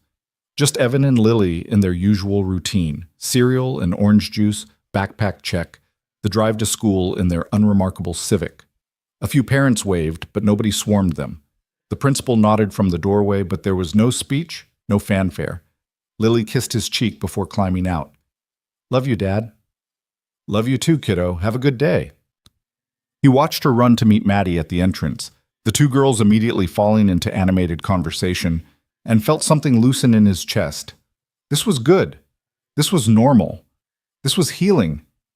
The weeks that followed developed their own rhythm. Evan's shoulder improved gradually, the sharp pain giving way to a dull ache, then to occasional twinges. He attended physical therapy 3 times a week with a therapist named Rita, who had no patience for his attempts to skip exercises or push too hard too fast. He found a new counselor, Dr. Sarah Chen. Yes, another Sarah, which felt like a sign, who specialized in trauma and grief and helped him process both the shooting and the deeper wound of losing his wife. The Iron Saints remained constant. Ryder stopped by twice a week, usually bringing Maddie so the girls could play while the men talked about everything and nothing: parenthood, loss, the difficulty of moving forward when part of you wanted to stay frozen in the past. Other saints appeared at random intervals: Preacher to check on his spiritual well-being, Bear to fix things that weren't quite broken, but soon would be, Wrench to tinker with his car and eventually replace the transmission with one he'd found for cheap. The club invited Evan to the clubhouse on Route 9 for a Saturday barbecue when he was 6 weeks into recovery. He brought Lily, nervous about exposing her to what he still half expected to be a rough environment, despite all evidence to the contrary. What he found instead was families, wives and girlfriends and children, a playground in the backyard, a bounce house that had seen better days but still functioned. The Iron Saints weren't criminals cosplaying as fathers. They were fathers who happened to ride motorcycles and wear leather.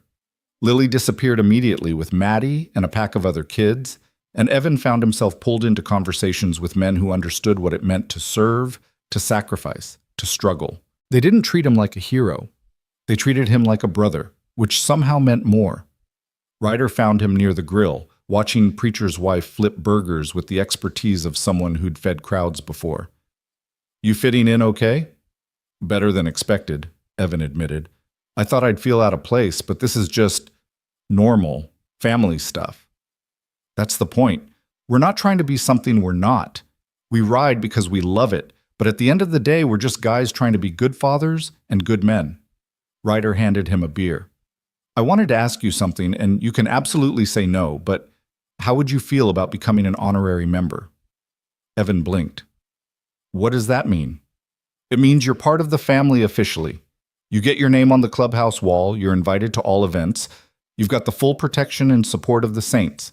But you don't have to ride if you don't want to, don't have to prospect or get patched in or any of the formal stuff. Just, you're one of us. Officially." "I don't ride," Evan pointed out. "Neither does Preacher's wife, and she's an honorary. It's not about the bike, it's about the bond." Ryder's eyes were serious. "You saved my daughter, Cole. That makes you family. This just makes it official." Evan thought about the past 6 weeks, the help he'd received, the friendship, the way the Saints had shown up for him and Lily without being asked, without expecting anything in return except the chance to help. He thought about community, about belonging, about the way humans were meant to live in tribes, and how he'd been trying to go it alone for far too long. "Yeah," he said. "Yeah, I'd be honored." Ryder's face split into a grin. "Outstanding. We'll do a little ceremony at the next club meeting. Nothing crazy, just the president officially welcoming you into the fold. You don't have to wear a cut or anything unless you want to, but you'll have the Saints behind you for life." The ceremony happened 2 weeks later in the clubhouse, with all the Saints present and Lily in attendance as witness. It was simple but moving. Ryder spoke about courage and brotherhood, about the bonds that form when people look beyond themselves to protect others. He presented Evan with a plaque that read, "Honorary Iron Saint, Evan Cole, for extraordinary courage," and a leather bracelet stamped with the club's emblem. Afterward, every single member came up to shake his hand or hug him, welcoming him properly into the family. Preacher gave him a Bible with a handwritten note inside, for when you need reminding that you're not alone. Bear gave him a Swiss Army knife that had definitely seen combat. Tank gave him a 6-pack of his home-brewed beer and warned him it was strong enough to strip paint. Lily watched it all with shining eyes, and when they got home that night, she asked if this meant they had a big family now. Yeah, kiddo, I think it does. Good. I like having uncles, even if they're loud and ride motorcycles. Especially because they ride motorcycles, Evan corrected, ruffling her hair. By the time October gave way to November, Evan's shoulder had healed enough for him to return to work part-time. His supervisor, Patterson, had held his job. Something Evan suspected had less to do with company generosity and more to do with the fact that the Iron Saints had made it clear that letting Evan go would be bad for business. The crew welcomed him back with gentle hazing and offers to handle any heavy lifting, and it felt good to be useful again, to be earning a paycheck instead of relying on the Saints' generosity. The video had mostly faded from public consciousness, replaced by newer viral moments, fresher stories, but its effects lingered. Evan was recognized occasionally in town, usually by tourists who'd seen the story, but most Ridgefield residents had moved on to treating him like a regular person again. The local paper had done a follow-up piece focused on the Iron Saints community service, which helped counter some of the negative biker gang stereotypes. Life wasn't perfect. Evan still had nightmares sometimes, still saw that gun swinging around in his sleep. His shoulder ached when it rained, and Dr. Okonkwo said it probably always would. Scar tissue, permanent damage, the price of heroism written in his bones. Money was still tight, though the Saints Fund had bought him breathing room, and his return to work meant regular paychecks again. But there was something new, too. Something he hadn't felt in the 2 years since Sarah died. Hope. The sense that the future might hold good things, that he and Lily weren't just surviving, but potentially thriving. He had friends now, real friends, not just casual acquaintances. He had community. He had purpose beyond just making it through another day.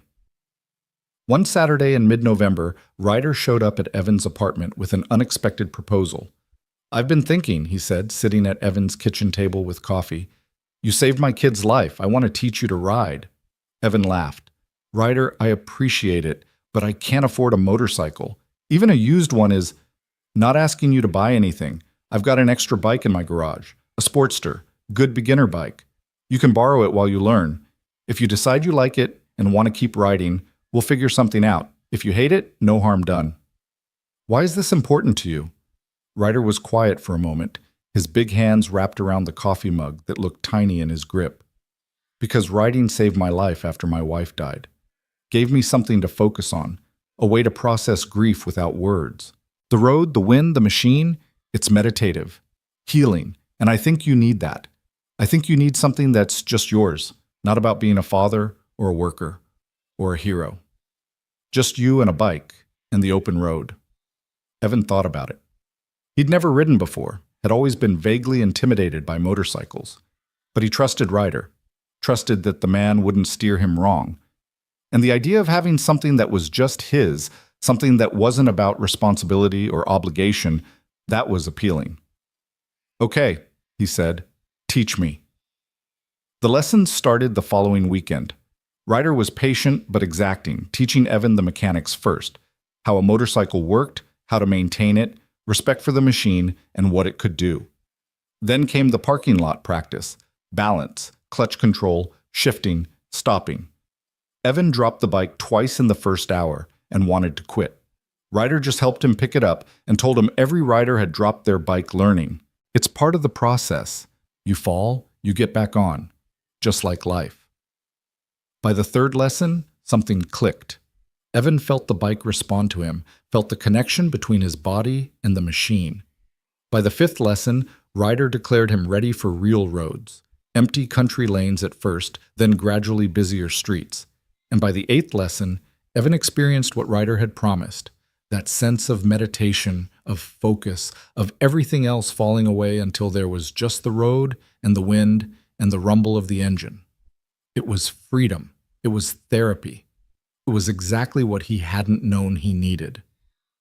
In early December, with Christmas approaching and the first snow threatening, Evan completed what Ryder called his graduation ride, a 30-mile loop through the countryside, just the two of them, testing Evan's skills on hills and curves and varying road conditions. When they pulled back into Ryder's driveway, both men grinning despite the cold, Ryder killed his engine and said, You're a rider now, Cole. Official. I still can't afford to buy the bike. Consider it a loan. Pay me back whenever you can, or don't. Either way, it's yours to use. Ryder dismounted, stretching his back. Besides, can't have an honorary Iron Saint who doesn't ride. It's bad for the image. That night, Evan told Lily about the riding lessons, about how he was learning something new. She was skeptical at first. You're going to ride a motorcycle? You always said they were dangerous.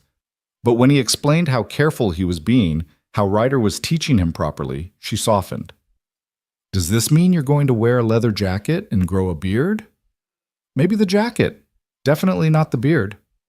Good. The beard would be weird. 2 weeks before Christmas, the Iron Saints organized a toy drive at the clubhouse, an annual tradition where they collected presents for underprivileged kids in Ridgefield. Evan brought Lily to help sort donations, and she threw herself into the work with the enthusiasm of a child who understood what it meant to struggle, who remembered the Christmas after Sarah died when money had been so tight that Evan had considered skipping gifts entirely. She and Maddie worked together wrapping presents, their chatter a constant background hum while the adults organized by age and gender. At one point, Evan looked up to find both girls carefully wrapping a doll, their faces serious with concentration, and felt his heart swell with something that might have been peace.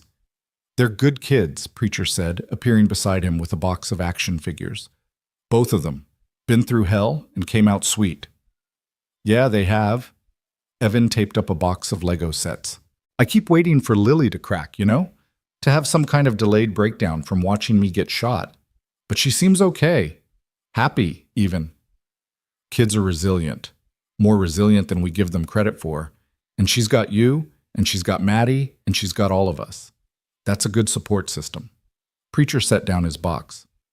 How about you, though? You doing okay? It was a question Evan got a lot from the Saints, these men who looked like they'd rather fight than feel, but were actually deeply attuned to each other's emotional states. Getting there. The therapy helps. The writing helps. Having you guys helps. Good, because we're not going anywhere. You're stuck with us. I've had worse problems. By Christmas Eve, Evan's shoulder had healed enough that Dr. Okonkwo cleared him for full duty. No more restrictions, no more sling, just some permanent scarring and the occasional ache. He celebrated by taking Lily to see Christmas lights, riding through neighborhoods where families had gone all out with decorations, sitting on the borrowed Sportster with his daughter's arms wrapped around his waist. It was cold, but Lily didn't complain. She just held on tight and gasped at the particularly elaborate displays, her breath fogging in the winter air, her laughter bright as bells. They stopped at the town square where Ridgefield had erected its annual Christmas tree, a 20-foot spruce covered in lights and ornaments made by local school children. Lily's ornament was somewhere on that tree, a popsicle stick reindeer with googly eyes that she'd made in art class.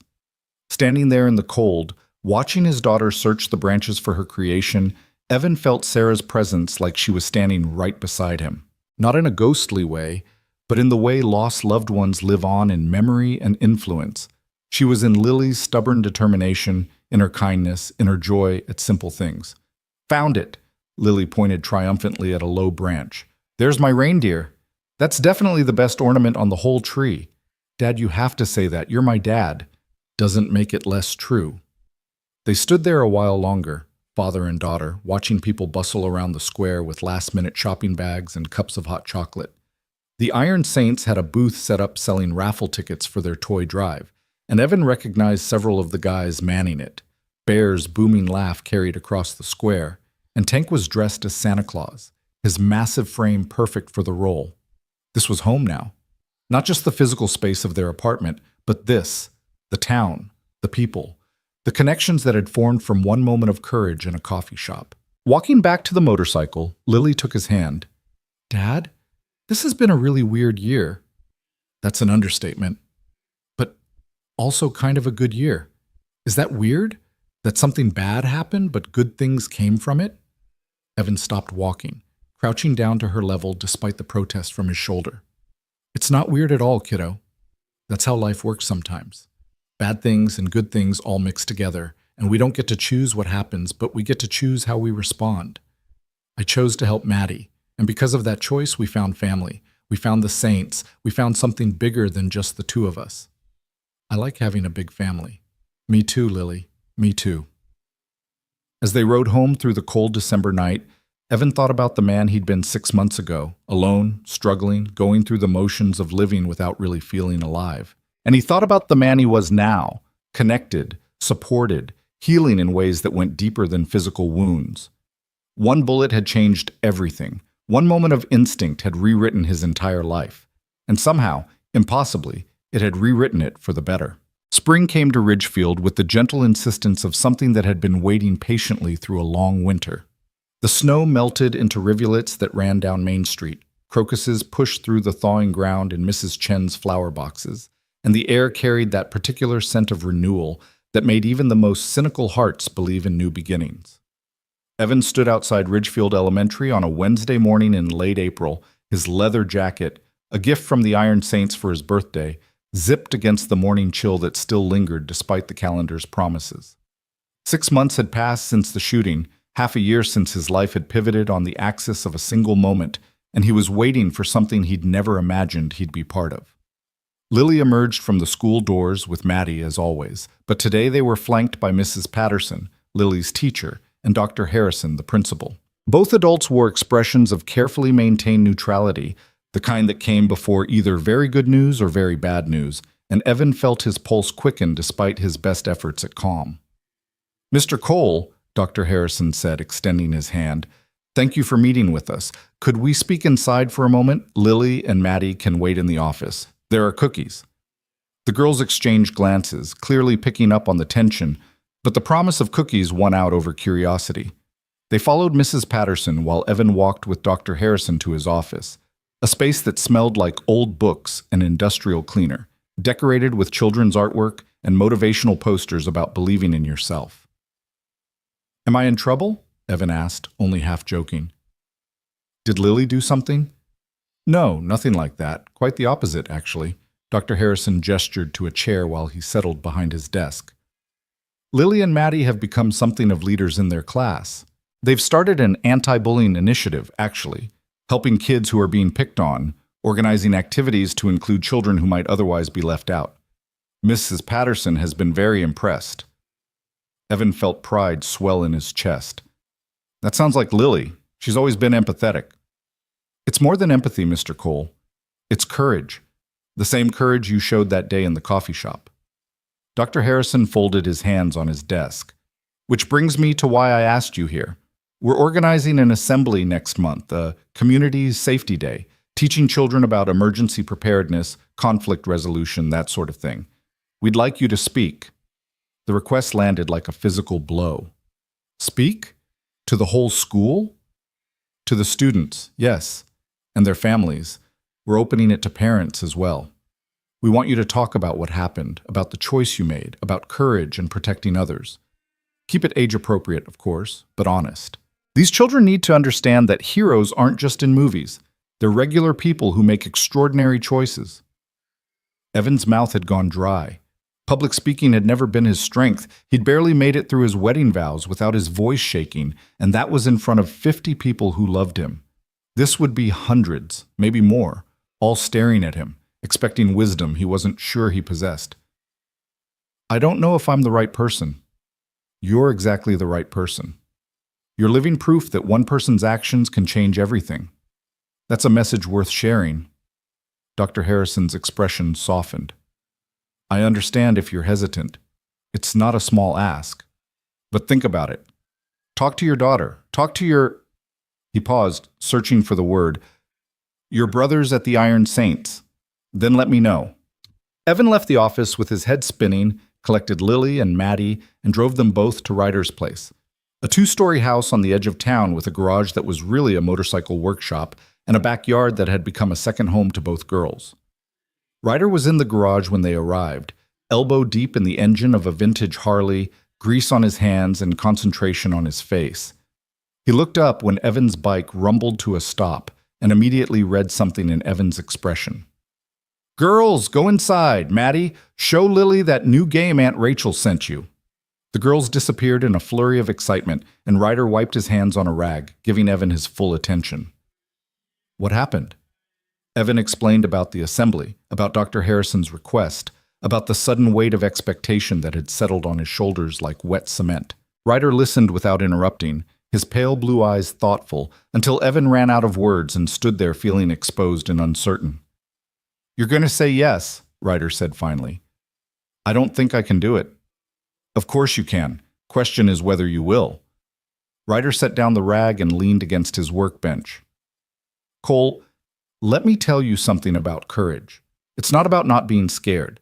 It's about being terrified and doing it anyway. You proved that when you took that bullet. Now you're just being asked to talk about it. Same principle applies. What if I mess it up? What if I say the wrong thing? Then you say the wrong thing. You're not a politician or a motivational speaker. You're a guy who made a split-second choice to protect a child. That's the story. That's all you need to tell." Ryder crossed his arms. "Besides, think about what this means for Lily. She gets to see her dad stand up in front of everyone and own what he did. That's powerful. That teaches her that we don't hide from our actions. We acknowledge them and stand behind them." Evan knew Ryder was right, knew that refusing would be letting fear win, but the thought of standing on a stage with hundreds of eyes on him made his stomach churn. "I'll think about it." "Don't think too long. These opportunities don't wait forever."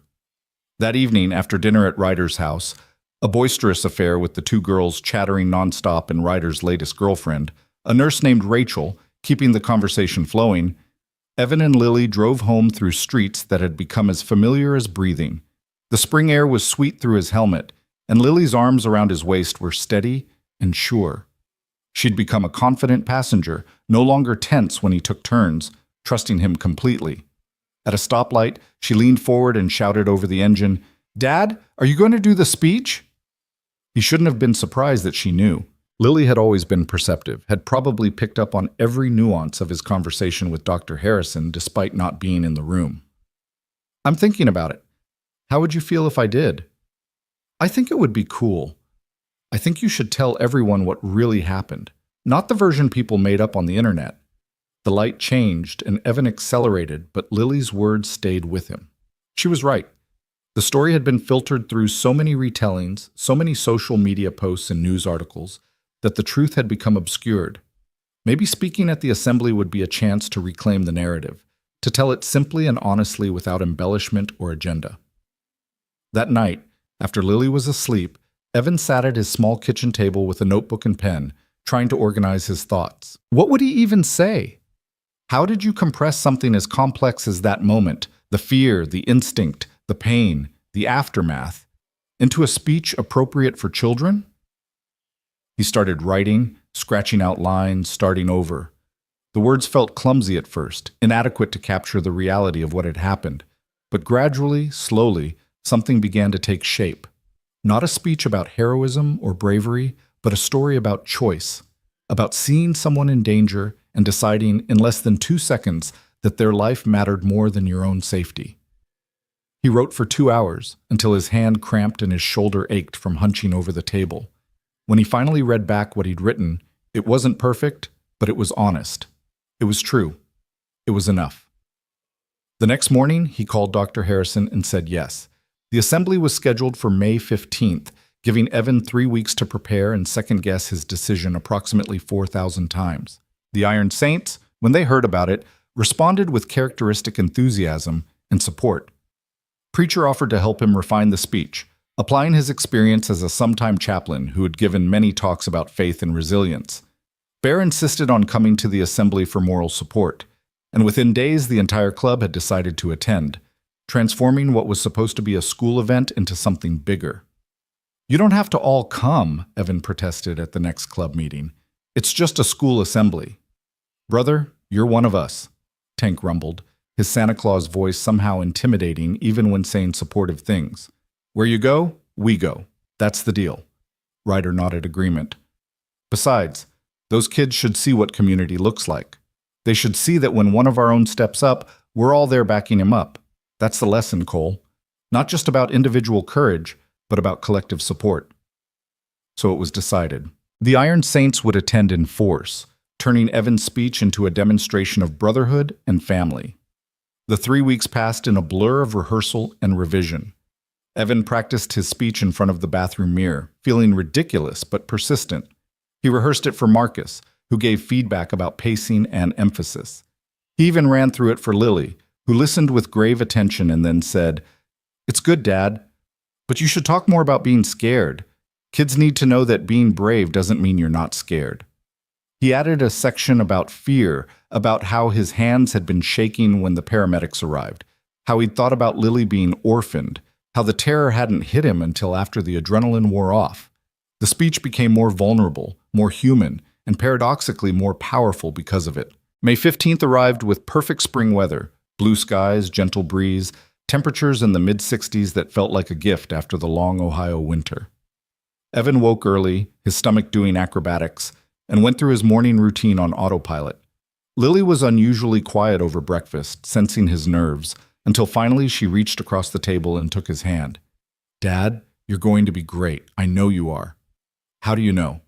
"Because you're telling the truth, and the truth is always easier than lying." Out of the mouths of babes, Evan thought, not for the first time. They arrived at the school an hour early, and Evan was surprised to find the parking lot already filling up. Parents had taken time off work to attend. Community members who didn't even have children at the school had come, and in one corner of the lot, arranged in perfect formation, sat 15 Harley-Davidsons, chrome gleaming in the morning sun.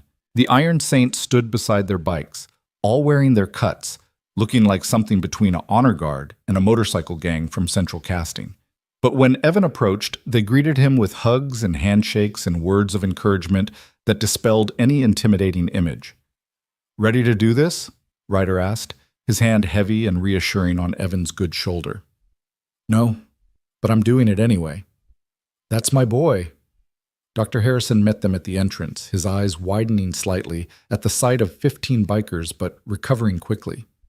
"Mr. Cole, gentlemen, thank you for coming. We've set up in the gymnasium. Capacity is about 400, and we're nearly full. Quite the turnout." 400 people. Evan's mouth went dry, but he nodded and followed the principal through familiar hallways that suddenly felt like a gauntlet. Lily walked beside him, holding his hand, and her small fingers wrapped around his were the only thing keeping him from turning around and running. The gymnasium had been transformed. Rows of folding chairs faced a small stage with a podium, microphone, and large screen for presentations.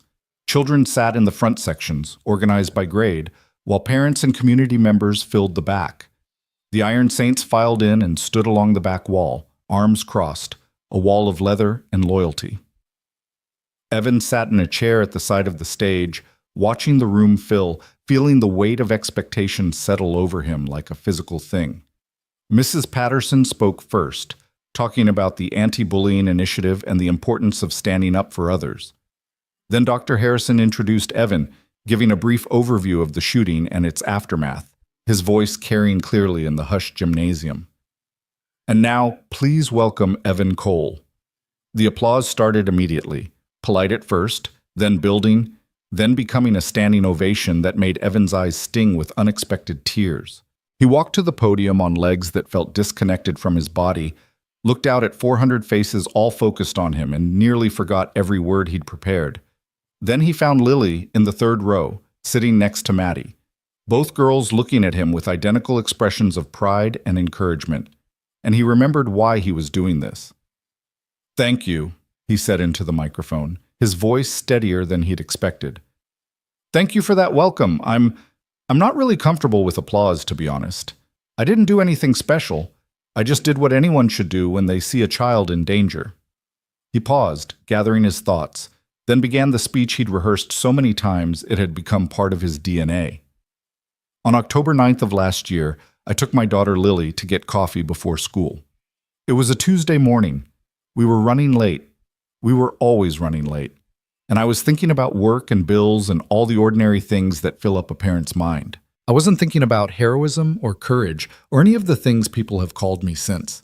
I was just thinking about getting caffeine and getting Lily to school on time." A few chuckles rippled through the audience, and Evan felt some of his tension ease. "While we were there, a man came in with a gun. He was desperate, probably high on drugs, definitely not thinking clearly. And in the chaos that followed, that gun swung toward a little girl, Ryder's daughter, Maddie, who's sitting right there next to my Lily. He pointed, and both girls waved, breaking the tension further. I didn't think about what I was doing. There wasn't time. I saw a child in danger, and my body moved before my brain could catch up. I put myself between that gun and Maddie, and I took a bullet in my shoulder. It hurt. It hurt a lot. And I don't recommend getting shot as a life experience. More laughter. Nervous, but genuine. But here's what I want you all to understand, especially you kids sitting up front. I'm not a hero. I'm a regular guy who works construction, who struggles to pay bills, who can't cook anything more complicated than scrambled eggs. I'm not special.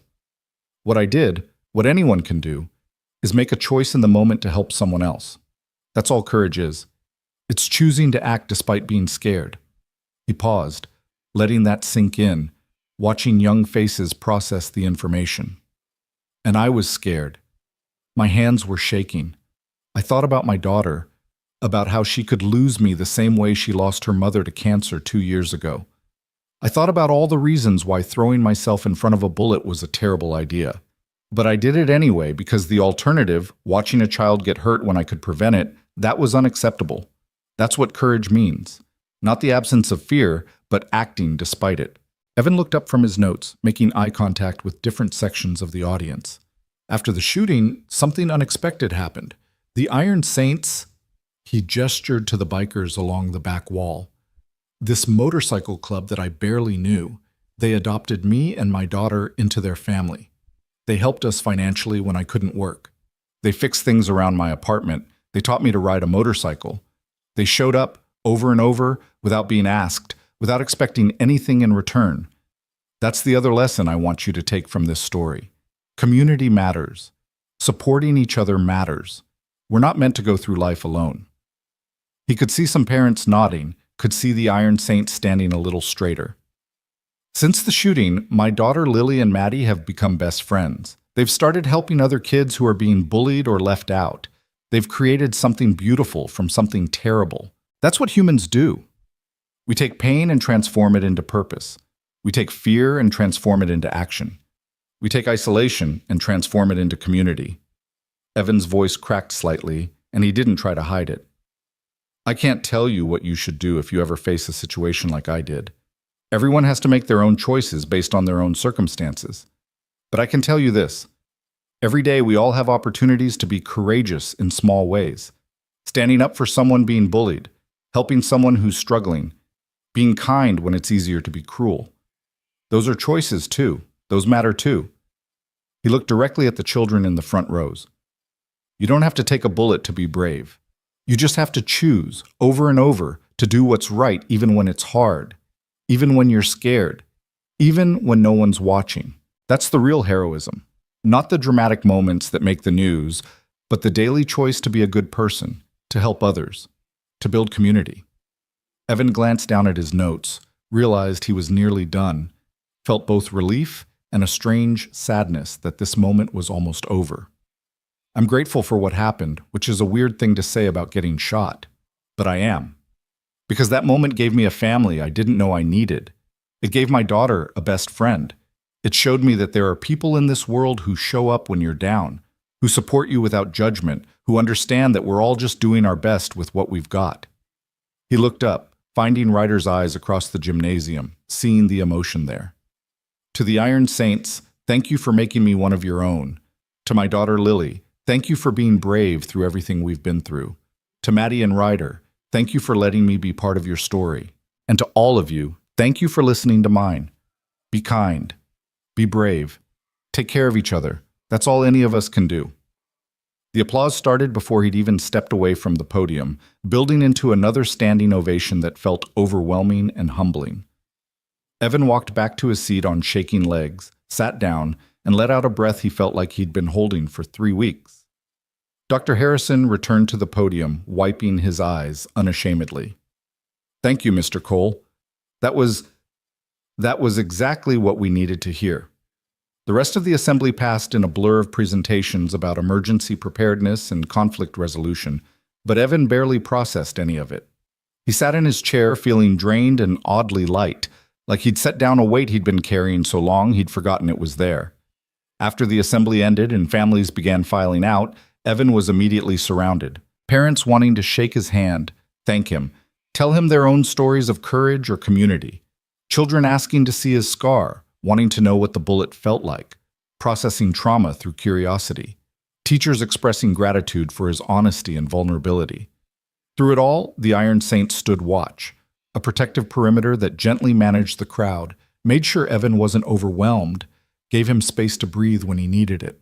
Ryder eventually extracted him entirely, guiding him outside where the spring air felt cool and clean after the stuffiness of the packed gymnasium. "You did good, brother," Ryder said simply. "Really good." I almost threw up twice. Nobody could tell. You looked calm as anything up there. Ryder pulled out his phone, showed Evan the screen. "This is already trending locally. Someone recorded it and posted it online. You're about to go viral again." Evan groaned. "I can't handle another round of internet fame." "Then don't read the comments. Just know you did something important today. You gave those kids permission to be scared and brave at the same time. You gave their parents a reminder about what matters. And you gave us..."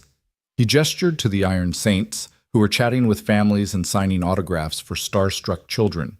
A reminder about why we do what we do. Lily appeared then, dragging Maddie by the hand, both girls practically vibrating with excitement. "Dad, that was amazing. Everyone's talking about it. And Mrs. Patterson said we can do a special project based on your speech." "What kind of project?"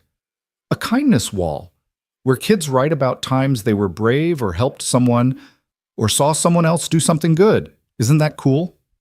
It was cool, Evan realized. It was exactly the kind of ripple effect that justified standing up there and feeling vulnerable in front of 400 people. His story wasn't just his anymore. It belonged to the community, to these children who would carry forward its lessons in ways he couldn't predict or control. "That's very cool, kiddo. I'm proud of you."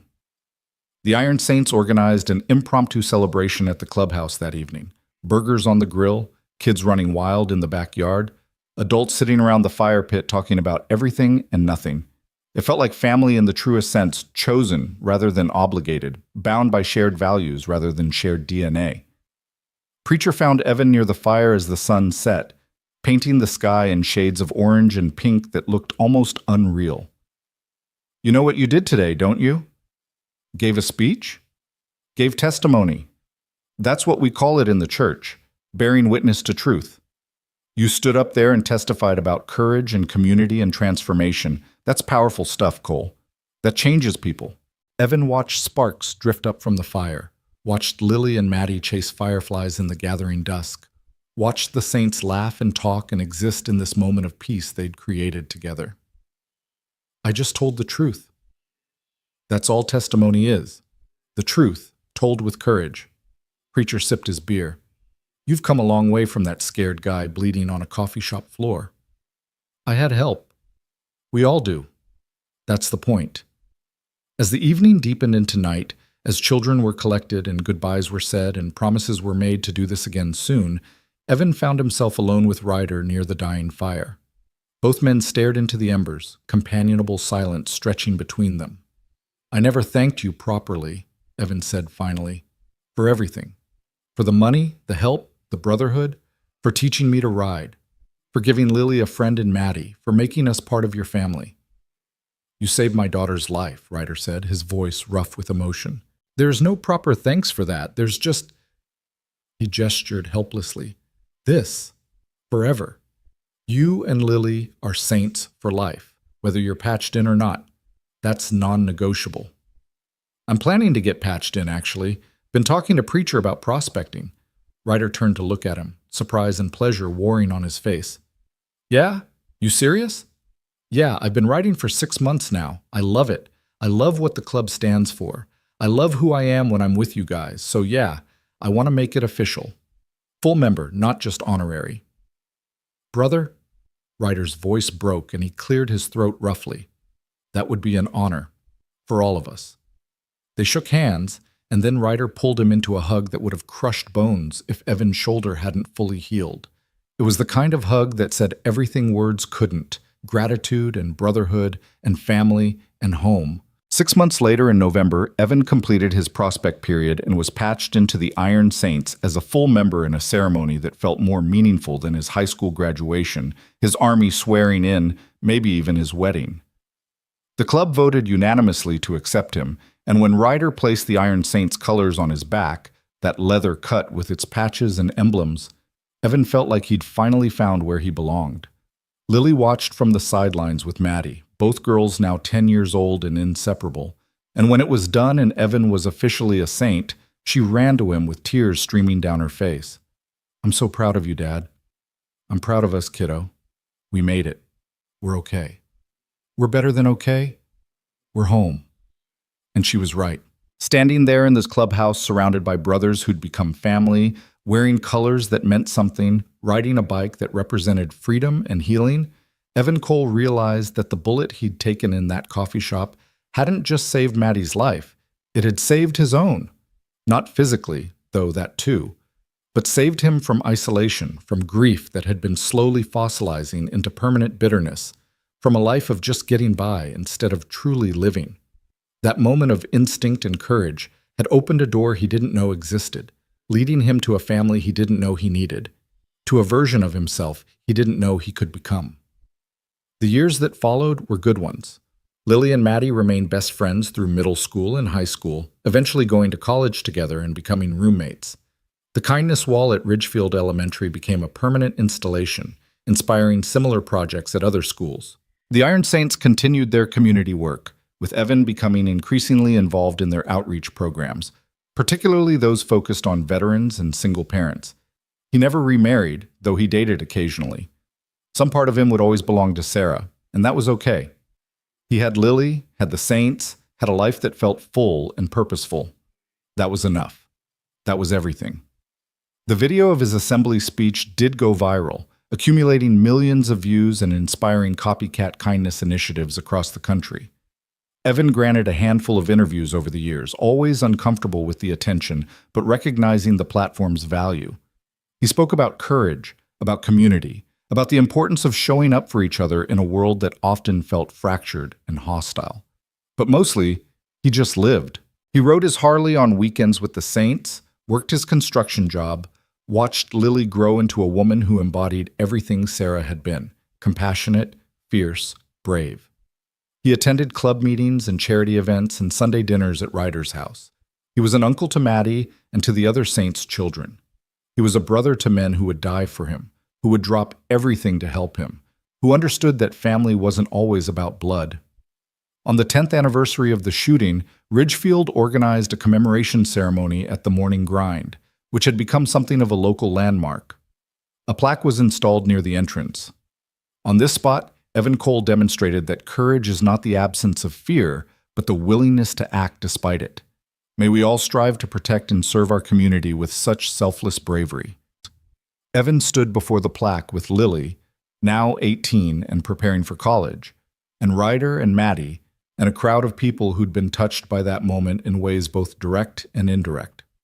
The original owner, Cheryl, had retired, but the new owners had maintained the coffee shop's character, understanding that they were stewards of something meaningful. "It feels like a lifetime ago," Evan said quietly to Ryder as the ceremony wound down and people began filtering out. "And also like yesterday. That's trauma for you. Never really leaves, just becomes part of your story." Ryder watched Maddie and Lily pose for photos with the plaque, both young women radiant and alive.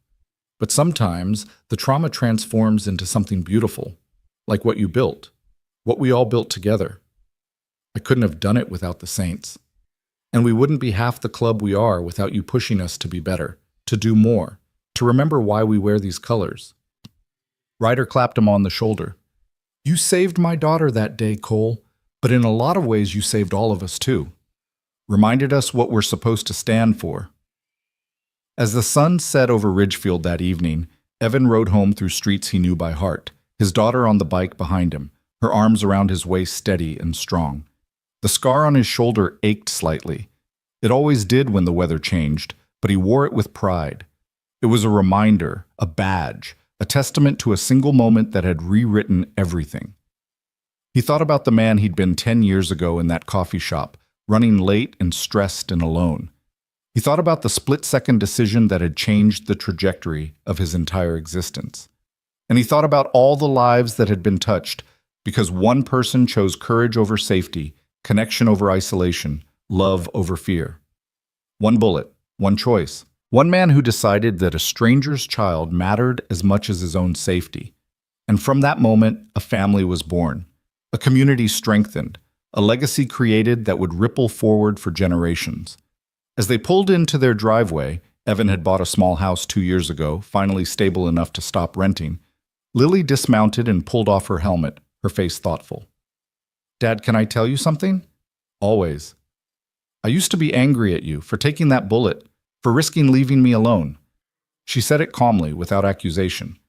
"But I get it now. You couldn't not do it. It's who you are. And everything good in our lives came from that moment. The saints, Maddie, all of it. So thank you for being brave, for being you." Evan felt tears prick his eyes for what felt like the 1,000th time that day. "Thank you for understanding, and for being brave too. You're the best thing I ever did, Lily Cole." "We're the best thing, Dad. We're a team. The best team." They walked inside together, father and daughter, survivor and witness, two people bound by blood and trauma and love and the kind of courage that doesn't announce itself but simply shows up when needed. Behind them, the Harley sat silent in the driveway, chrome gleaming in the streetlight, a machine that represented freedom and family and the unexpected ways that life can transform when you choose to be brave. And somewhere in Ridgefield, in homes and schools and gathering places, people carried forward the lessons of that October day, that courage matters, that community matters, that one person's choice to act can change everything. The story of Evan Cole and the Iron Saints became legend in their small town. A tale told to children to teach them about bravery, told to adults to remind them about kindness, told to anyone who needed to believe that in a complicated, often harsh world, good people still existed. And they did exist. They rode motorcycles and worked construction and raised children and showed up for each other. They were flawed and human and real. They were a family born not from obligation but from choice, not from blood but from courage. They were exactly what the world needed. And it all started with one man, one moment, one bullet, and the unshakable belief that protecting the innocent was worth any price. Even 10 years later, even with all the time that had passed and all the healing that had occurred, Evan Cole would make the same choice without hesitation.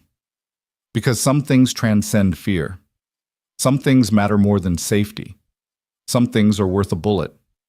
And family, real family, chosen family, the kind built on sacrifice and sustained by love, is worth everything.